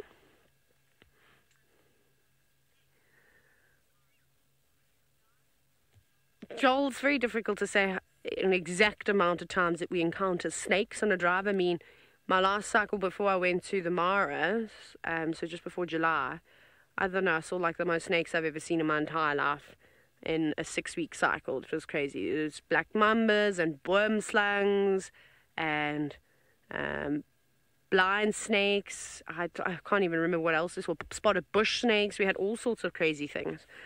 So yeah, it's hard to say. Sometimes you just don't see them. They also move really quickly, kind of like that mongoose does, and they don't want to be seen by people.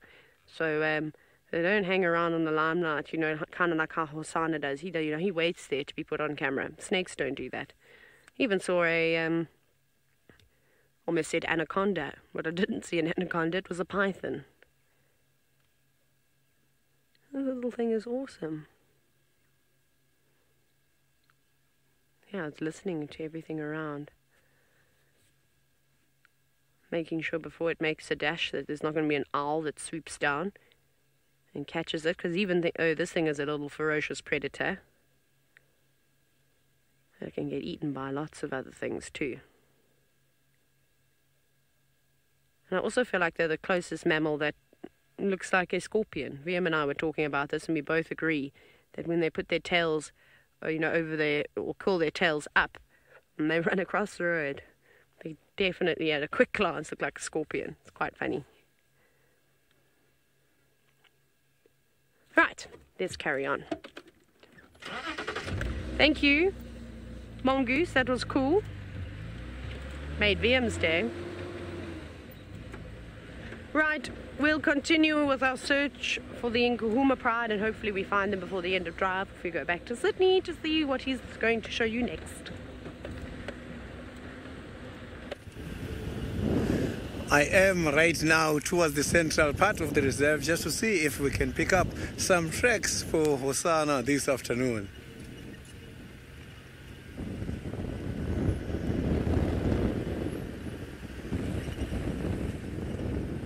So it's getting cooler at the moment. It's not warm anymore. There is a very nice cold wind.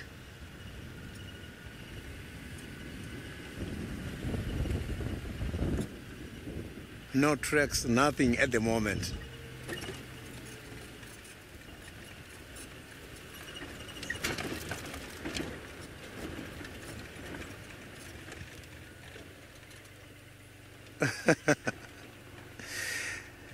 The stinkbug, if it's the first time, is going to smell like a mint, but they are very much nice. And the termites, they just taste neutral, and they are very rich in iron. Then the Mopani worms as well, they are very rich in protein. So those kind of insects, they are also very medicinal because they help us, they give us quite a lot of nutrients. So those are the insects that I grew up eating, and until today I still eat them. They are so very nice, especially if you cook them. If you cook them, they are very nice.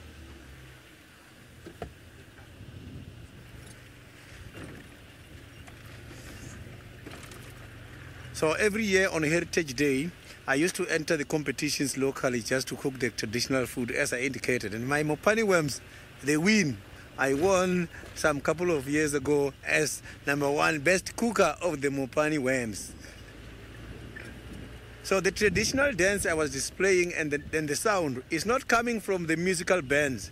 That is the music that we create ourselves. As we are dancing, we blow the bamboos. You see, bamboos has got the hollow, they've got a hollow stem. We cut the bamboos into different sizes and then we blow them. When blowing them is when you get that kind of a music. It's quite a very interesting music. Then we've got a big drum in the middle where someone will be leading the drums, and we have got the lead dancer who is channeling us on what to do, which step to change now, and we must do all at the same time. There's even competitions on annual basis where some villages they win, some they lose. They check when we are doing steps and everything. The kudu horn is the one that makes it more interesting. It is there as well. Someone will be blowing the kudu horn as well as part of those bamboos.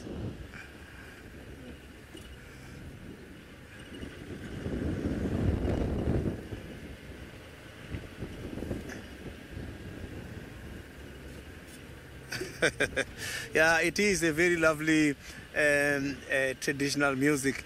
Every time when we are going to present or when we are going to dance, we normally go and just decide to stop at any town just to surprise people. And you will see hundreds of us just dancing anywhere next to the road, and it's going to be packed. You will see a lot of traffic, everybody wanting to take pictures, everybody wanting to try.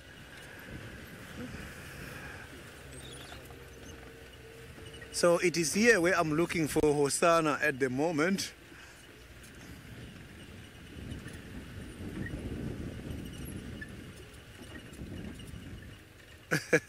The kudu horn, I'm going to bring it one day. I've got it at home because all the instruments, they stay by my place. I come from the chief's kraal, I come from the royal family. So all the instruments to do these things, I will show you when I come back. Kudu horn, we do it like this. We take a kudu horn and we drill a little hole. And when holding a kudu horn, we at the end, at the tip, close to the tip of the horn, we just drill a hole. When we blow that hole, it sounds like.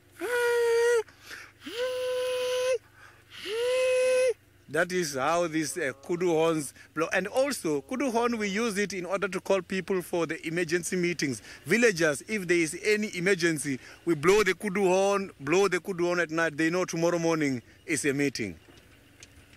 So it's a way of communication.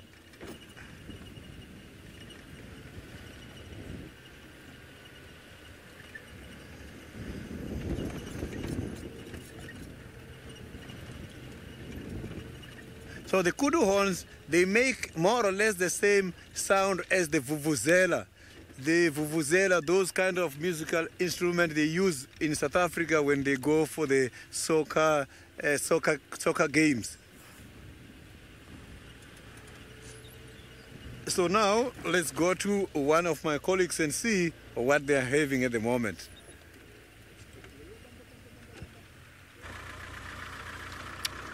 Welcome back. I'll tell you one thing, making a kudu horn sound like a vuvuzela is not easy. It requires a certain skill. I can't make it work. They make really good beer funnels though. That I can do.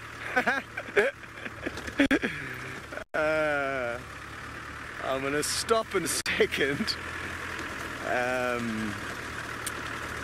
to show you the moon. It is the full moon this evening and it's looking quite spectacular. I'm hoping that we're going to find some sign of the Owino pride as we skirt along the escarpment here. Oh, very slick, James. Nice tweak there to reveal all the craters.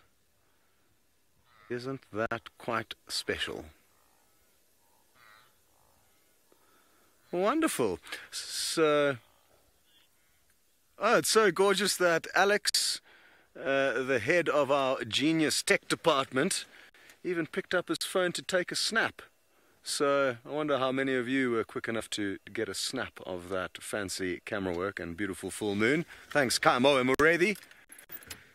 So as we skirt along the Olololo escarpment, as I was saying, I'm hoping we're going to be able to touch base with the Owino Pride. I haven't seen them for who knows how long. So that is what I'm hoping for. It's quite nice to see still so many wildebeest up here. It's difficult to... There's very few roads between here and the main road, which is probably like 5 miles away. No, 3 miles away from here. So I haven't really been checking this area to see how populated it is with migrating herds, but driving through here you can see lots and lots of little black dots.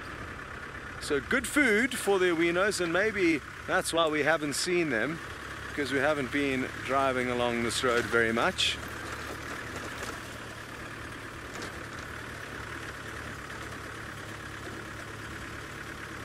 Come out wherever you are. Ah, well, you've just enjoyed the full moon with us, and now you get to go down south and enjoy the setting sun with Sydney. Look at that. This is quite a beautiful sunset on Heritage Day here in South Africa. Look at that very big ball there going down in between the branches. Senzo, this is spectacular, and thank you very much for such a lovely shot. This is gorgeous. So when the sun is going down like this is when the nocturnal life is going to get activated. So I'm still worried. I still want to see Hosanna, if possible, before the end of today. If I don't find him today, it means I must have to see tomorrow. I must find Hosanna and see his condition after a chase.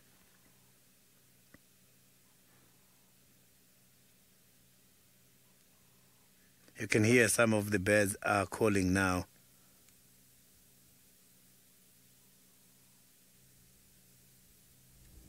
So these birds, they are just calling now before they go back to rest. Now is the time for the scrub hare to wake up and do their nocturnal activities, because scrub hares don't like these big birds. They want to come out when there's low light intensity, when the big birds are resting, because when there's low light intensity, big birds, mostly eagles, they get forced to retire early.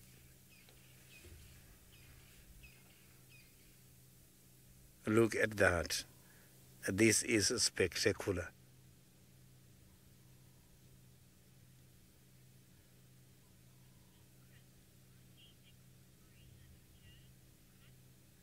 Chris, I don't think Hukumuri returned here pushing any agenda.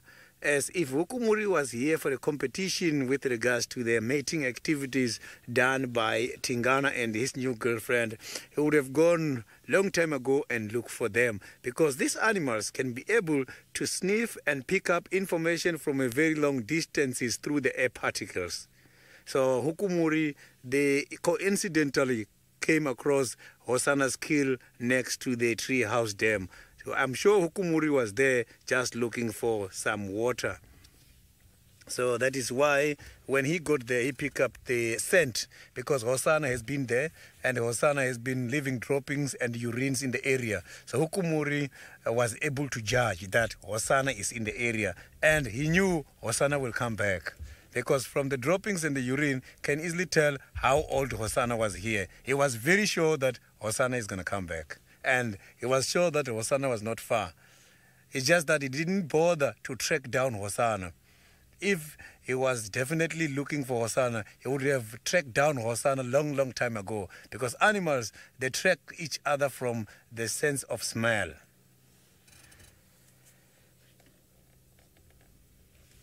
So now we can carry on and see what we can find next.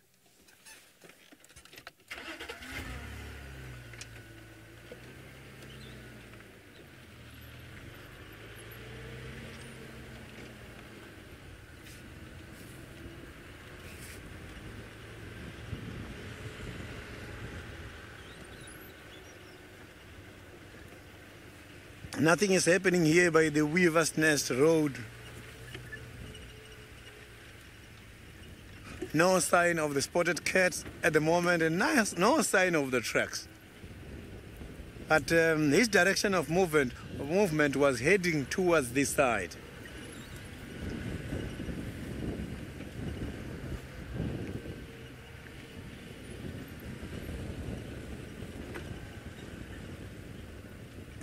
Kenneth, I haven't seen the two leopards fighting in a tree. I have just heard them before. Some years ago, I was by the Greater Kruger National Park, by this Skukuza area, not very far away from where I was staying. The two leopards were making quite a lot of noise up by the tree, and I could hear that those leopards were fighting, but I haven't witnessed it by myself.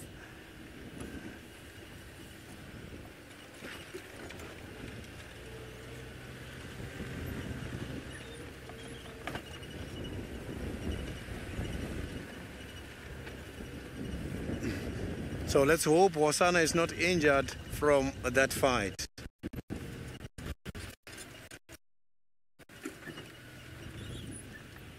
So every animal was very much surprised because they went right in the middle of giraffes and in the middle of impalas, and those impalas, they didn't even run away. They could see that these animals were not targeting us. I was surprised to see that the impalas were just standing watching those animals running.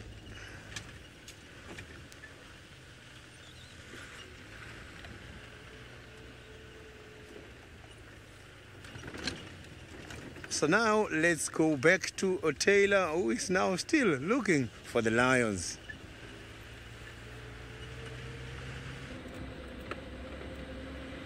For the whole day. Well, not the whole day, just this afternoon we've been looking for them. But you know me, if I was on safari this morning, I probably would have gone to look for the lions too. Oh, I have such a soft spot for those big cats. They are so cool, but I don't know where they are. But I'm not upset. It's fine.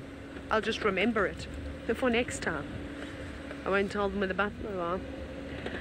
So we're kind of running out of... We're supposed to be not running out of time. We've still got a fair amount of the safari left. It's going to get dark. But we might find them easier in the dark when they're... Let's hope that they are on the move and we just happen to be on the right road that they're walking on at that given time. So from here, we're going to go back onto Central, up Anyala Road North, and then we shall head to Buffelshoek Dam for the 7th time this afternoon. I'm sure Scuba Steve and his friend will be there still. Oxpeckers probably would have flown off, however, and gone to look for a place to roost for the evening. And maybe there'll be an owl. I don't know, those might be the changes. Perhaps we see the southern white-faced scops owls again, or maybe even a spotted eagle owl would be wonderful. How about an African wood owl? But I don't, I've heard them, I think, on Dam Cam, but I have not seen one around here. Right, it seems as though Scott has a vulture perched up in a tree. We certainly do, and in the next few seconds, I think we're going to have some incredible views. We just need the moon to... No! Don't even think about going anywhere. As the moon gets a little bit higher, this is going to be awesome. I think. Backlit by the moon. Can you believe it? Just before it got to the sweet spot. Oh well. That was pretty cool. Well done, James, again on camera. It's quite dark, but we'll be able to continue this segment in colour. We had switched over to infrared, but then when that opportunity presented itself to us, James switched back to colour. And unless we find any animals, we should be okay to continue like this. It's like this, it's this funny stage of the evening where the spotlight's not quite effective. So I won't be using it too much, although no, it is actually working. Some wildebeest's eyes were glistening back at me there. So in the event that there is a lion in the grass, the same effect should occur.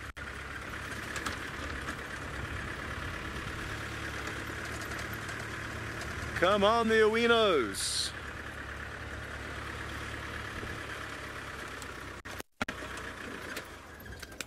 I'm clapping on behalf of all of you for James. for his magical scene that he provided you with there. Thanks, James. While I was clapping, I veered off the road, and I think there may have been a small rock in the way there.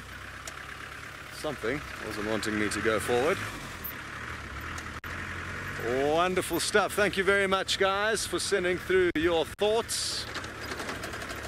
It's wonderful to hear when you like what we do.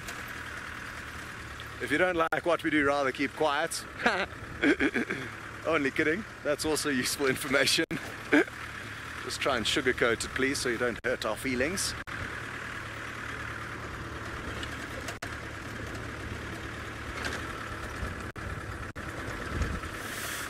Eric, you would like to know what kind of vulture was that? I'm guessing it was a Ruppel's griffon vulture. It had quite a whitish tinge to its feathers, and ordinarily the Ruppels do have that kind of lighter shade to their feathers relative to the white-backed vulture. Those are the only two that it could have been. One of the two. But the only way to be sure is if, or at least for me, is if you see the eye of the Ruppel's griffon vulture, they are pale in color, whereas the eyes of the white-backed vulture are dark. So there's the difference.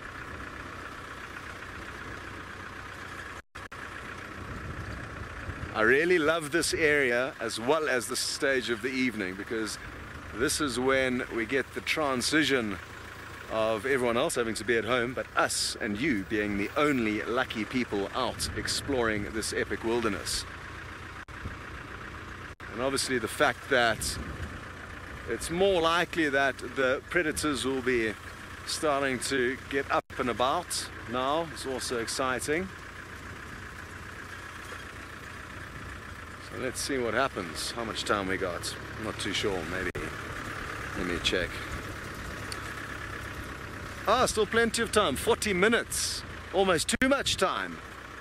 More than enough time to find the Owinos and watch them sneaking up on some gnu's or possibly a zebra. I think the radio comms get a bit shaky here. No, we're good, we're good. I can copy Emma clearly. Ooh, Joel, you would like to know how many birds of prey can be found here in the Mara. Do vultures count? Well, there's about 4 or 5, 6 different species of vulture. Palm nut, Egyptian, very rare. Brent saw his first one ever about a week ago. And then the hooded, lappet-faced, white-backed ripple. So there's 6 different kinds of vultures, if my maths is correct. And then in terms of eagles, I would guess, and smaller, kind of smaller raptors, I would guess about 20 to 30, maybe 40, yeah, 40 to 50 would be my guess, but I don't know the exact number.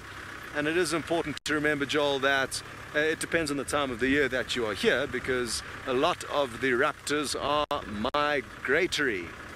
They travel far and wide, some from as far as Russia, the steppe mountains in Russia, all the way through past here down to South Africa. Hard to believe.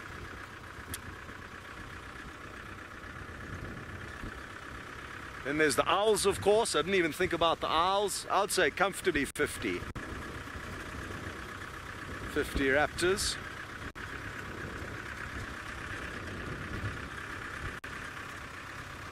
If anybody knows the answer to that, please do share it. Very useful. Should be putting the spotlight. They're snoozing here. Okay, signal's getting a bit shaky, so we're going to send you back down south to Sydney.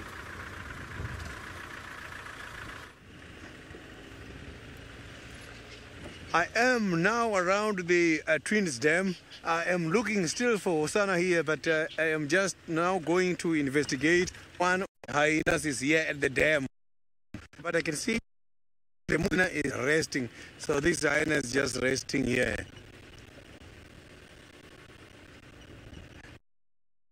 See if we can have a better view.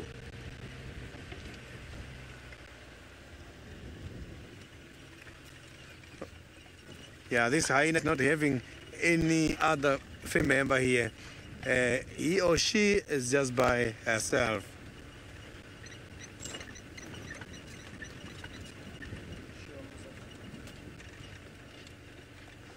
So you can see now here he's very much relaxed. You know, the hyenas, they prefer to come to the water holes and have some bath. Look at that.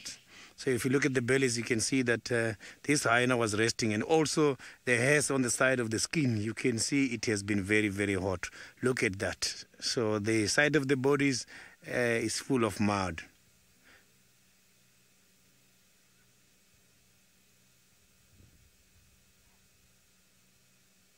So you can see that when it's hot, not only the cats, all these animals get affected. Not only the elephants and the rhinos and the buffaloes who prefers to do mud wallowing, including these kind of small animals, they do feel the heat. But these ones are too clever because when they've got a den, the den helps them in order to moisturize, in order to cool the temperature. When they are deep in these dens, it's very nice and cooler. And inside these dens, they are very nicely and moisturized.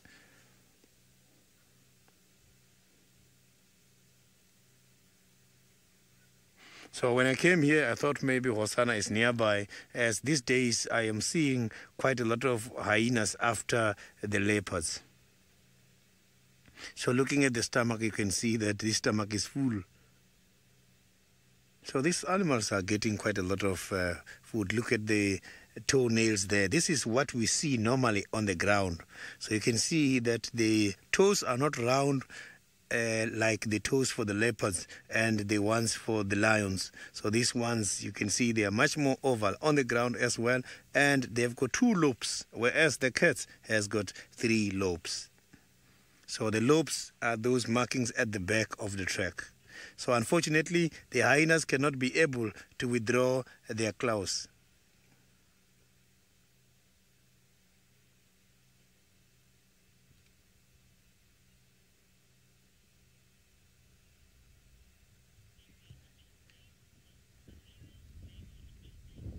This is very, very interesting. Look at that. Nice and relaxed.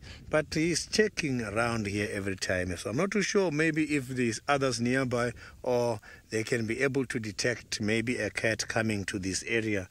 These animals are so well gifted. I don't have that very good sense of smell, but I'm relying on them. My sense of smell is also very good. I can be able to easily distinguish the different species of animals.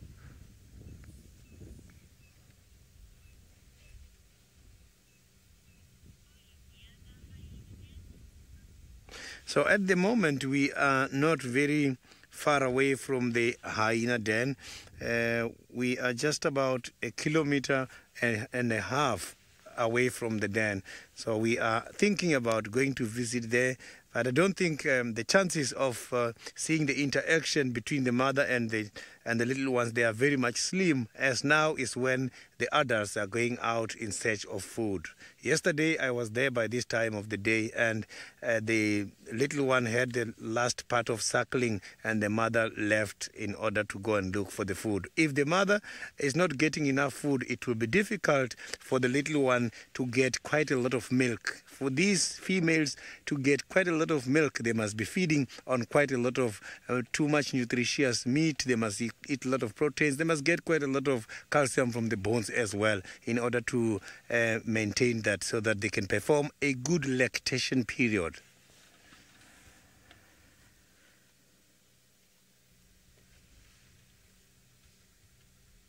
So these animals, you must check after birth.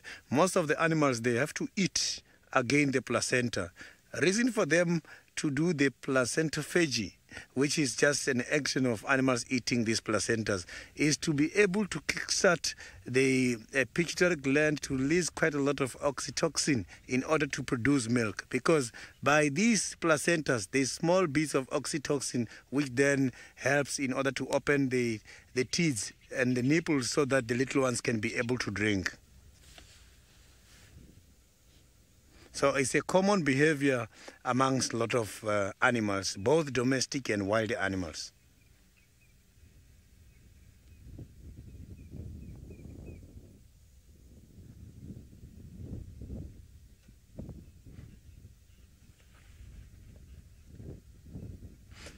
And there is kind of a similar behavior that is done traditionally. traditionally, after having a newborn, this is what we do. We normally go and look for a certain type of tree. It's called a weeping whittle.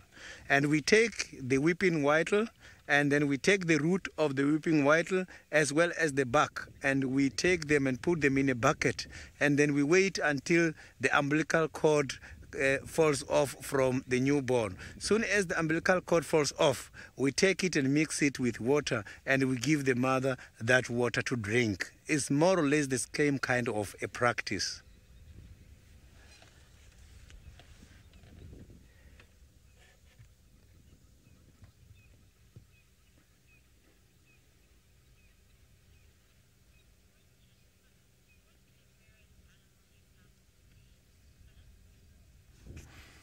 Philip, I think so far I have seen quite a lot of interesting and rare animals. The animal that I'm still hoping to see one of the good days is the... Let me just think about this animal, because I've got quite a lot in my head at the moment, but I will think about it. I will tell you, there is a special animal I am hoping to see. Is the okapi. I'm hoping to see the okapi one of the good days. I haven't seen an okapi. I have seen giraffes a lot, but okapi I haven't seen. So an okapi is that animal that looks more like the giraffe, but has got a short neck and is short in size compared to the size of the giraffe.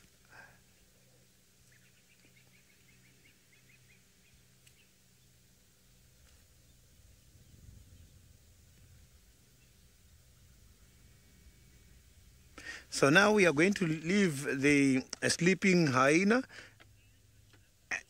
and see if we can find something interesting in the area here, as I am still looking for this lovely spotted young little chief in the area.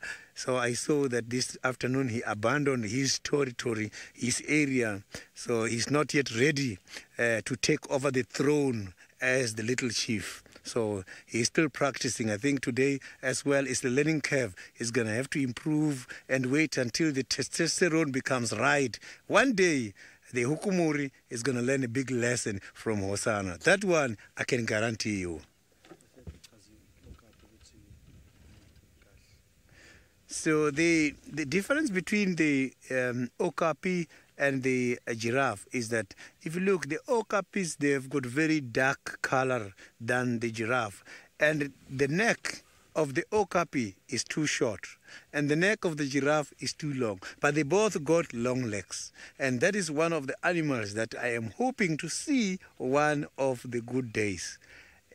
So it's my dream animal.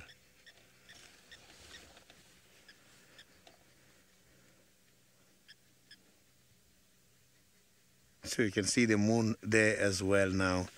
This is beautiful. Look at that. Earlier we saw a beautiful sun. Now you can see that dry branch as if it's going to hold the moon. It seems like the moon is falling to the dead branch. Look at that. This is phenomenal.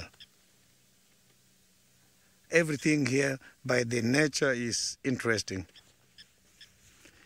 The natural environment, everything we see outside here every day is just different. Even animals that we know, that we have seen a lot, but we see same species displaying completely different behaviors.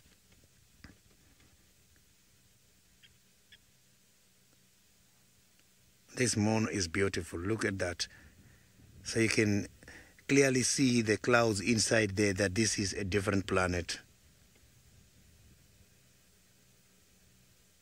A full moon.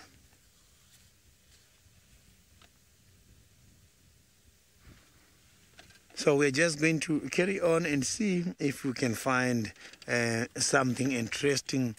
My target, it is still Hosanna. Maybe I will be lucky much more towards Viatalapen.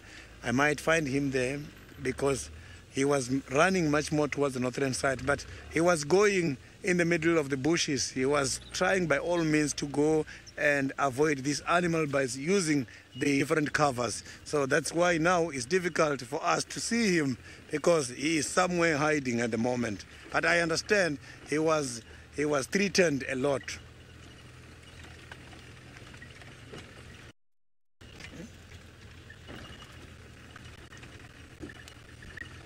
So now let's go back to Scott and see what he's having at the moment.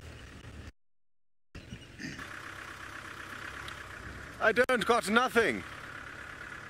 But quite interesting. This is definitely the only safari you will ever go on where you can see 2 moonrises in one evening.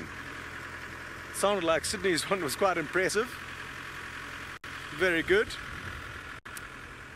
No joy with the Owino Pride just yet. There's still hope though. We're still in their turf. The herds of wildebeest and zebra stretched for probably about 5 miles. Nah, 4 miles-ish. 3 miles.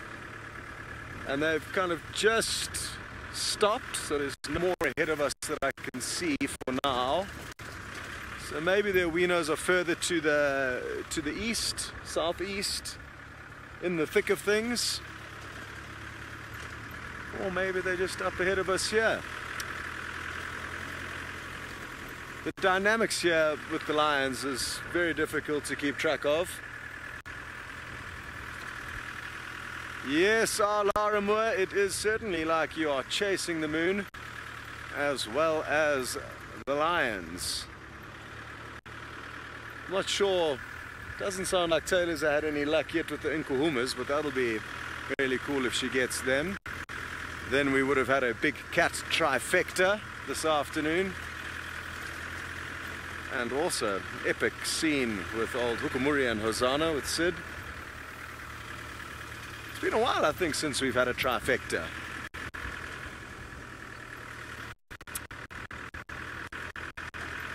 So it would be fitting to get on top of that. We've still got time, so don't go anywhere. Don't give up just yet.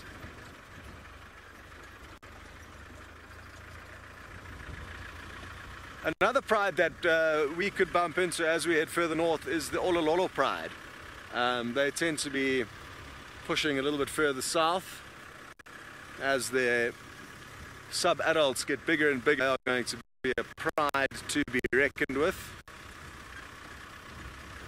Mainly young males though. I think there's 9 young males, so it'll be a short-lived kind of period of power until the males head off and do their own thing.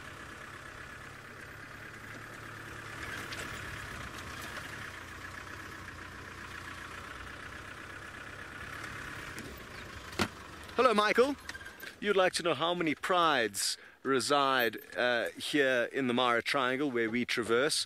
It's a far bigger conservation area or wilderness than simply where we can traverse, so that's important to know. There's the surrounding conservancies to the north, the Mara Reserve across on the other side, and then the whole Serengeti ecosystem in Tanzania. But here we have the Olololo Pride, the Marsh Breakaway Pride, the Mogoro Pride, the Owino Pride, the Sausage Tree Pride, the Oldonyo Paek Pride, Salt Lake Pride, Purungat Pride. 8 prides here in the triangle, as far as we are aware, for now.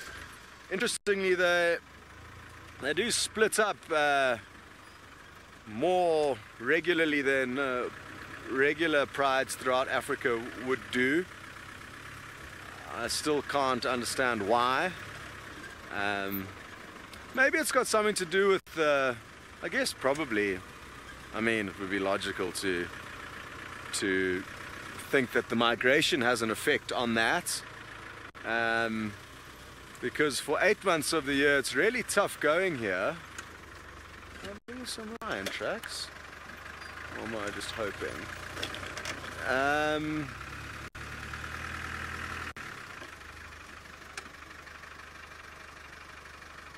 No, we're thinking.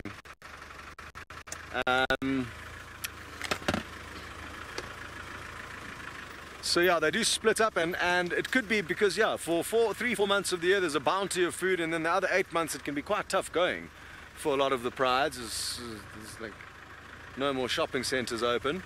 So during those leaner months you may find that's why the kind of prides split up into smaller pods.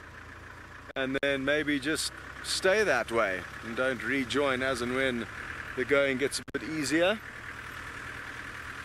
But that doesn't make perfect sense. You'd think they would stick together as a team to hunt the Cape buffalo, which are here throughout the year and quite numerous. So yeah, I don't know, this is quite strange.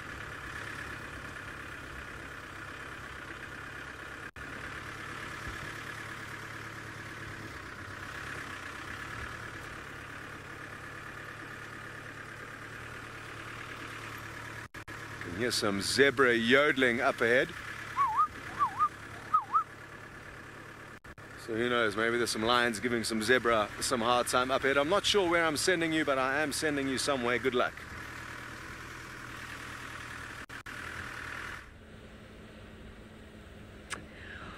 Well, guess what?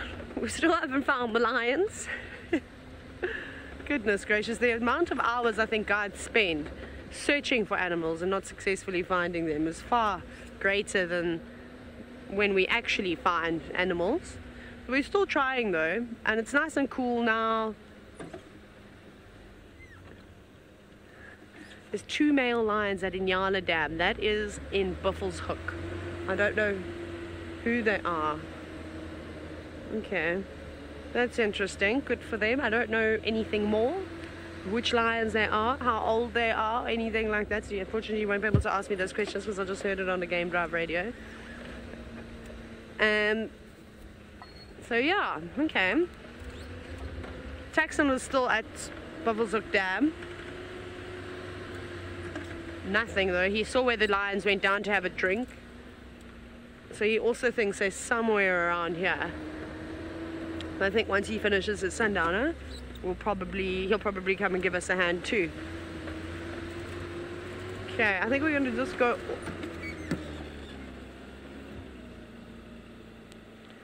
What on earth?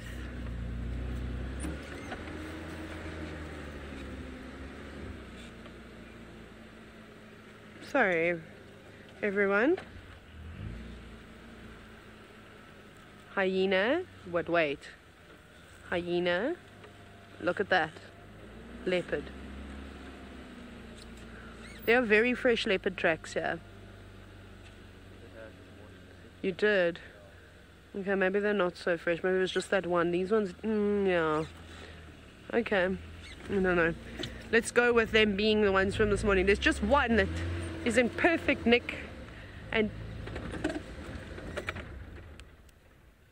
it's making noise here, so I could hear. Oh, it's a drongo. So I just took my earpiece out to have a little listen because I'm deaf in my right ear when I have my earpiece in. Also, does anybody know why the drongos at the last sort of light, so like the crepuscular period, why they all sit on the floor and shout? When a lot of other birds try and climb to a higher perch to give their last call for the evening, you will always find drongos down on the floor. And I don't know why. I haven't got a clue as to why they do it. So anyways, funny thing now, everybody is now racing to that lion sighting on Buffelshoek, so it looks like we're still alone. Looks like we're going to be alone and trying to find these cats here. It's okay, I'm used to it. Just jokes. BM, where to now? Maybe, I think we'll just go all the way along Central to the dam. Let's just try. I'm tired of going past Buffelshoek Dam.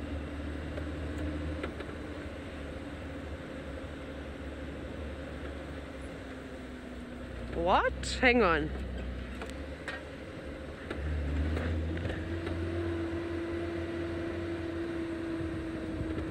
Please go again, Taxon.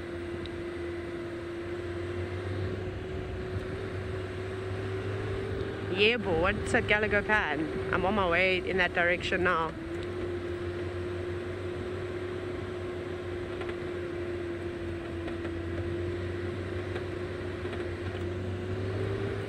Did you get confirmation from?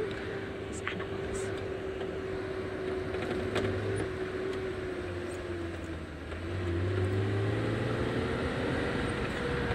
Okay, hang on, I can tell you.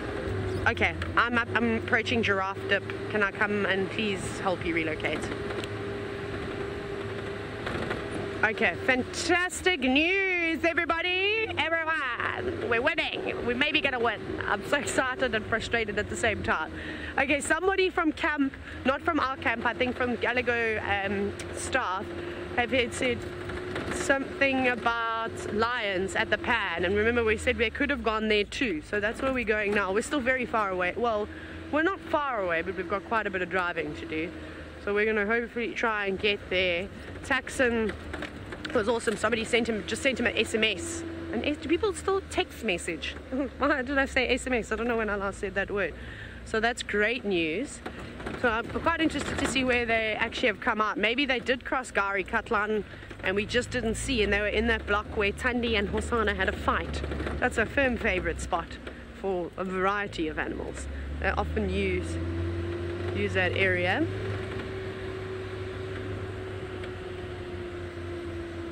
So we will see, I'm sure we'll see their tracks come out on the road.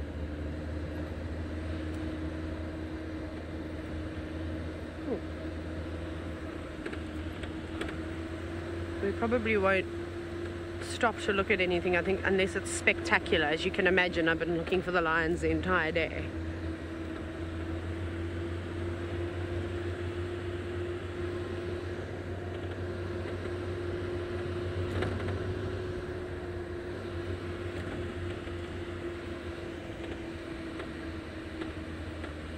Nah, Joy, I disagree with you. I definitely don't think Hosana is better than the Nkuhuma Pride, but you know I'm all biased with lions, so I will disagree with you there. I prefer lions over leopards. I like leopards. I mean, they're amazing. We're lucky that we get to see so many. But lions all the way, especially the Nkuhuma Pride. And when you've been tracking them the entire afternoon, Joy, it's very frustrating, and it's very rewarding when you then get to find the animal after you spent 2.5 hours trying to figure out where they've been walking. And those tracks were all from very early this morning, so we weren't working with anything fresh. Sounds like Tingana and that leopardess that we don't know who it is just yet. Well, she's probably never been seen. Is that Leadwood Dam? So I don't know where Leadwood Dam is. I think that is either I think it might, I don't know if it's Torchwood or Buffelshoek, but they're still mating. That's exciting. So we must have got them on their first day. It's been like day number 3 or 4 now.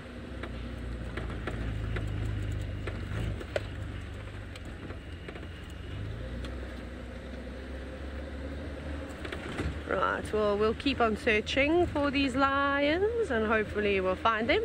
We go back to Sydney to see what he's looking for now.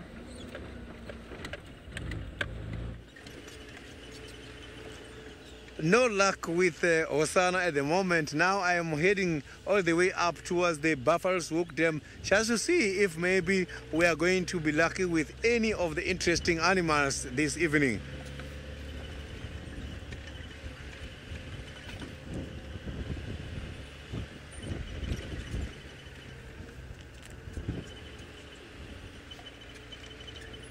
I'm just trying to fix my radio on in order to hear what's happening in the area here.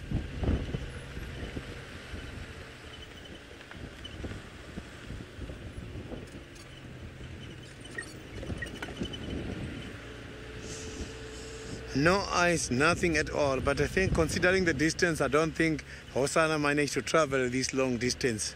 So I must accept that he has been threatened and now he is relaxing somewhere. I will carry on with the search tomorrow. Now I'm going to look for something else.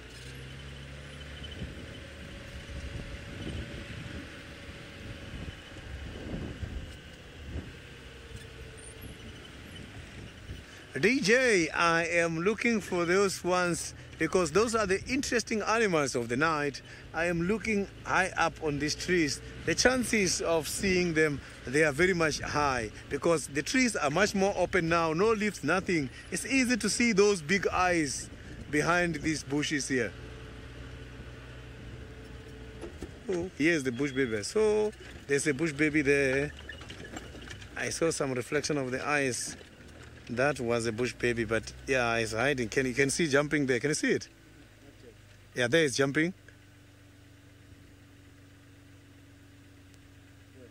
It's there. You can see the reflection of the eyes there. Can you see it?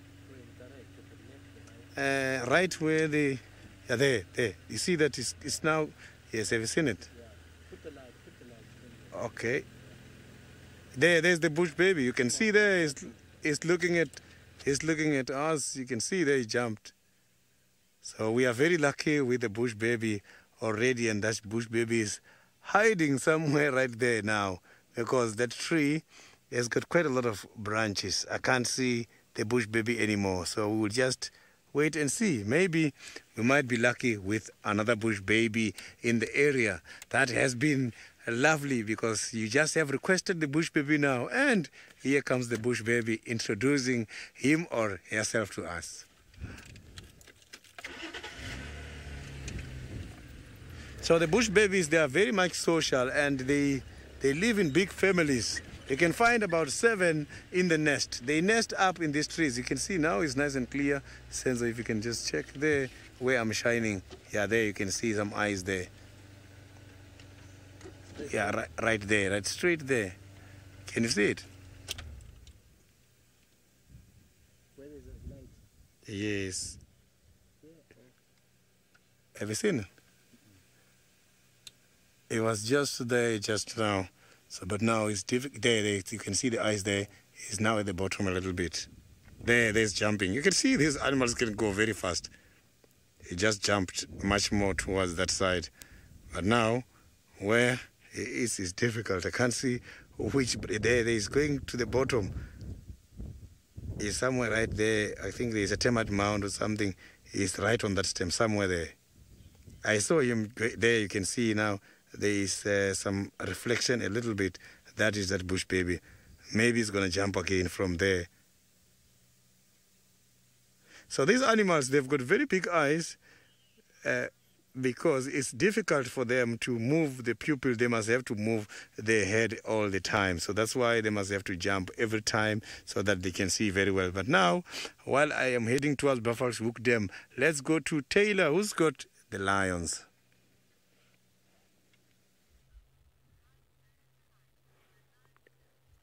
Hello everyone, sorry, I just need to...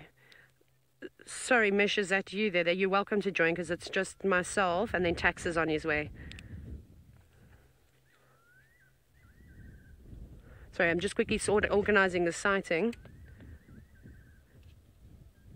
No, you're welcome to stay. There's only myself and Tax is still coming, so that's perfect. There is actually, from where your vehicle is, there was a herd of wildebeest maybe 100 meters to your west, so maybe they pick up on them.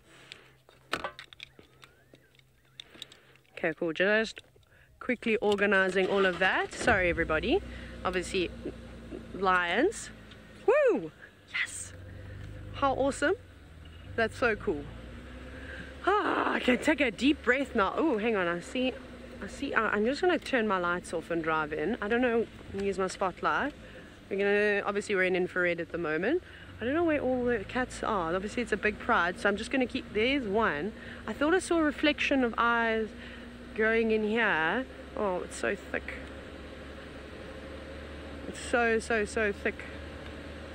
Maybe they're going to jump out onto Gallagher Road. So making sure... Yeah, they were all in there. So let's go on to the other side.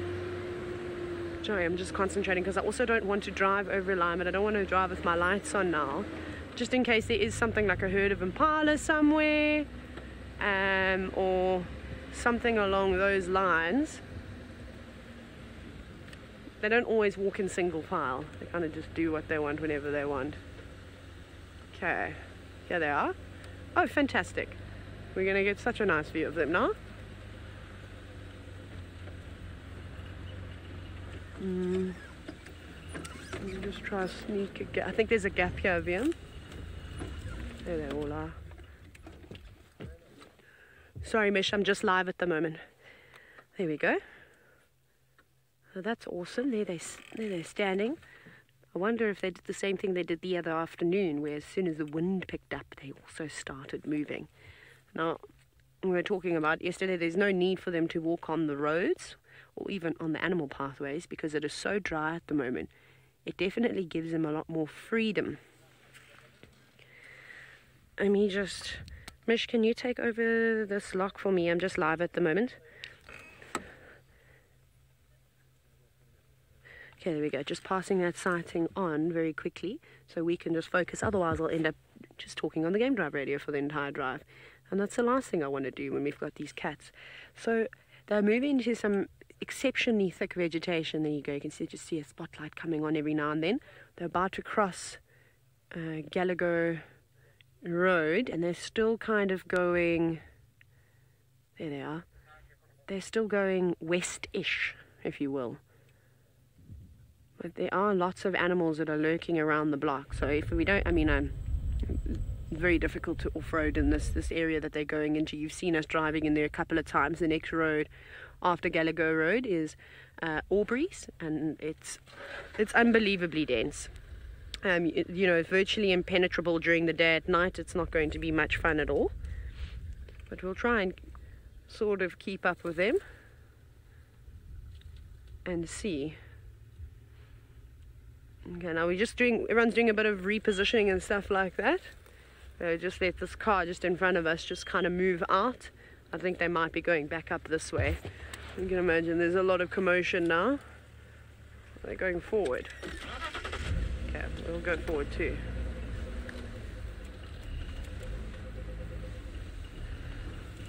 No, it's okay. I'm just gonna... Only if you ask questions, otherwise I'm leaving the lines. Let's get some last minute lying questions. Hashtag SafariLive. Otherwise I'm going to go and find Impala. Maybe this is your first time seeing this pride of lions. Who knows? Perhaps that is the case. Well, I obviously can't tell you if you're all asking, where's the other male? Where's the male? I can't tell you. There's the younger boy. But I haven't seen... Is it the young male? It looks like it. Hey, yeah, it does. So I don't know. Because have you seen all 11 or all 12 lions yet? Oh wait, maybe. Who's this one? Is this his friend? Perhaps it's his friend.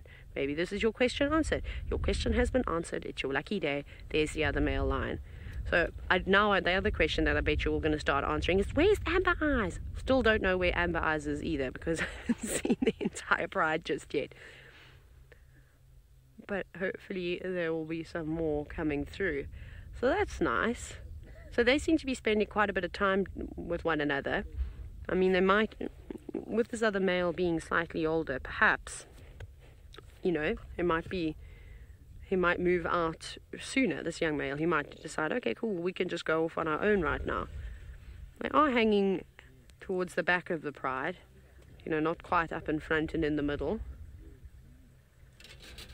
But that doesn't really mean sort of too much. How's that other lioness lying at the back there? So camouflaged. Super, super camouflaged. I like the shadow that it's casting too. It's like the equivalent of the Batman signal, but the lion version. And not in the sky, casted down on the ground.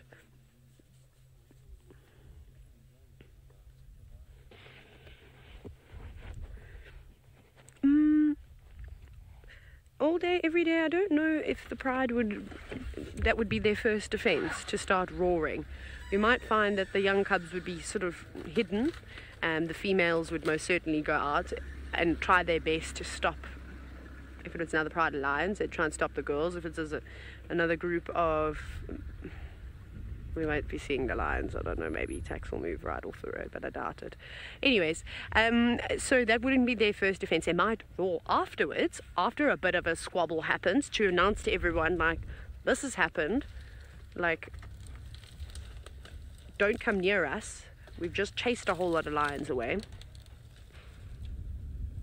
But when you've got young cubs, you probably wouldn't want to advertise to anyone that you do have lots of little ones around, as I think you would then are a threat to young upstarts moving into an area. Oh, what a lovely afternoon safari it has turned out to be. Man, all the drama with Hukamuri and Hosanna, two sleepy cheetahs that were hungry, so maybe they'll catch something a little bit later or early tomorrow morning, and the Nguhumas are hungry. So that's good news. We'll definitely be following up on them on foot tomorrow morning, and hopefully we'll find them. So join us for the Sunrise Safari, where it'll all start again.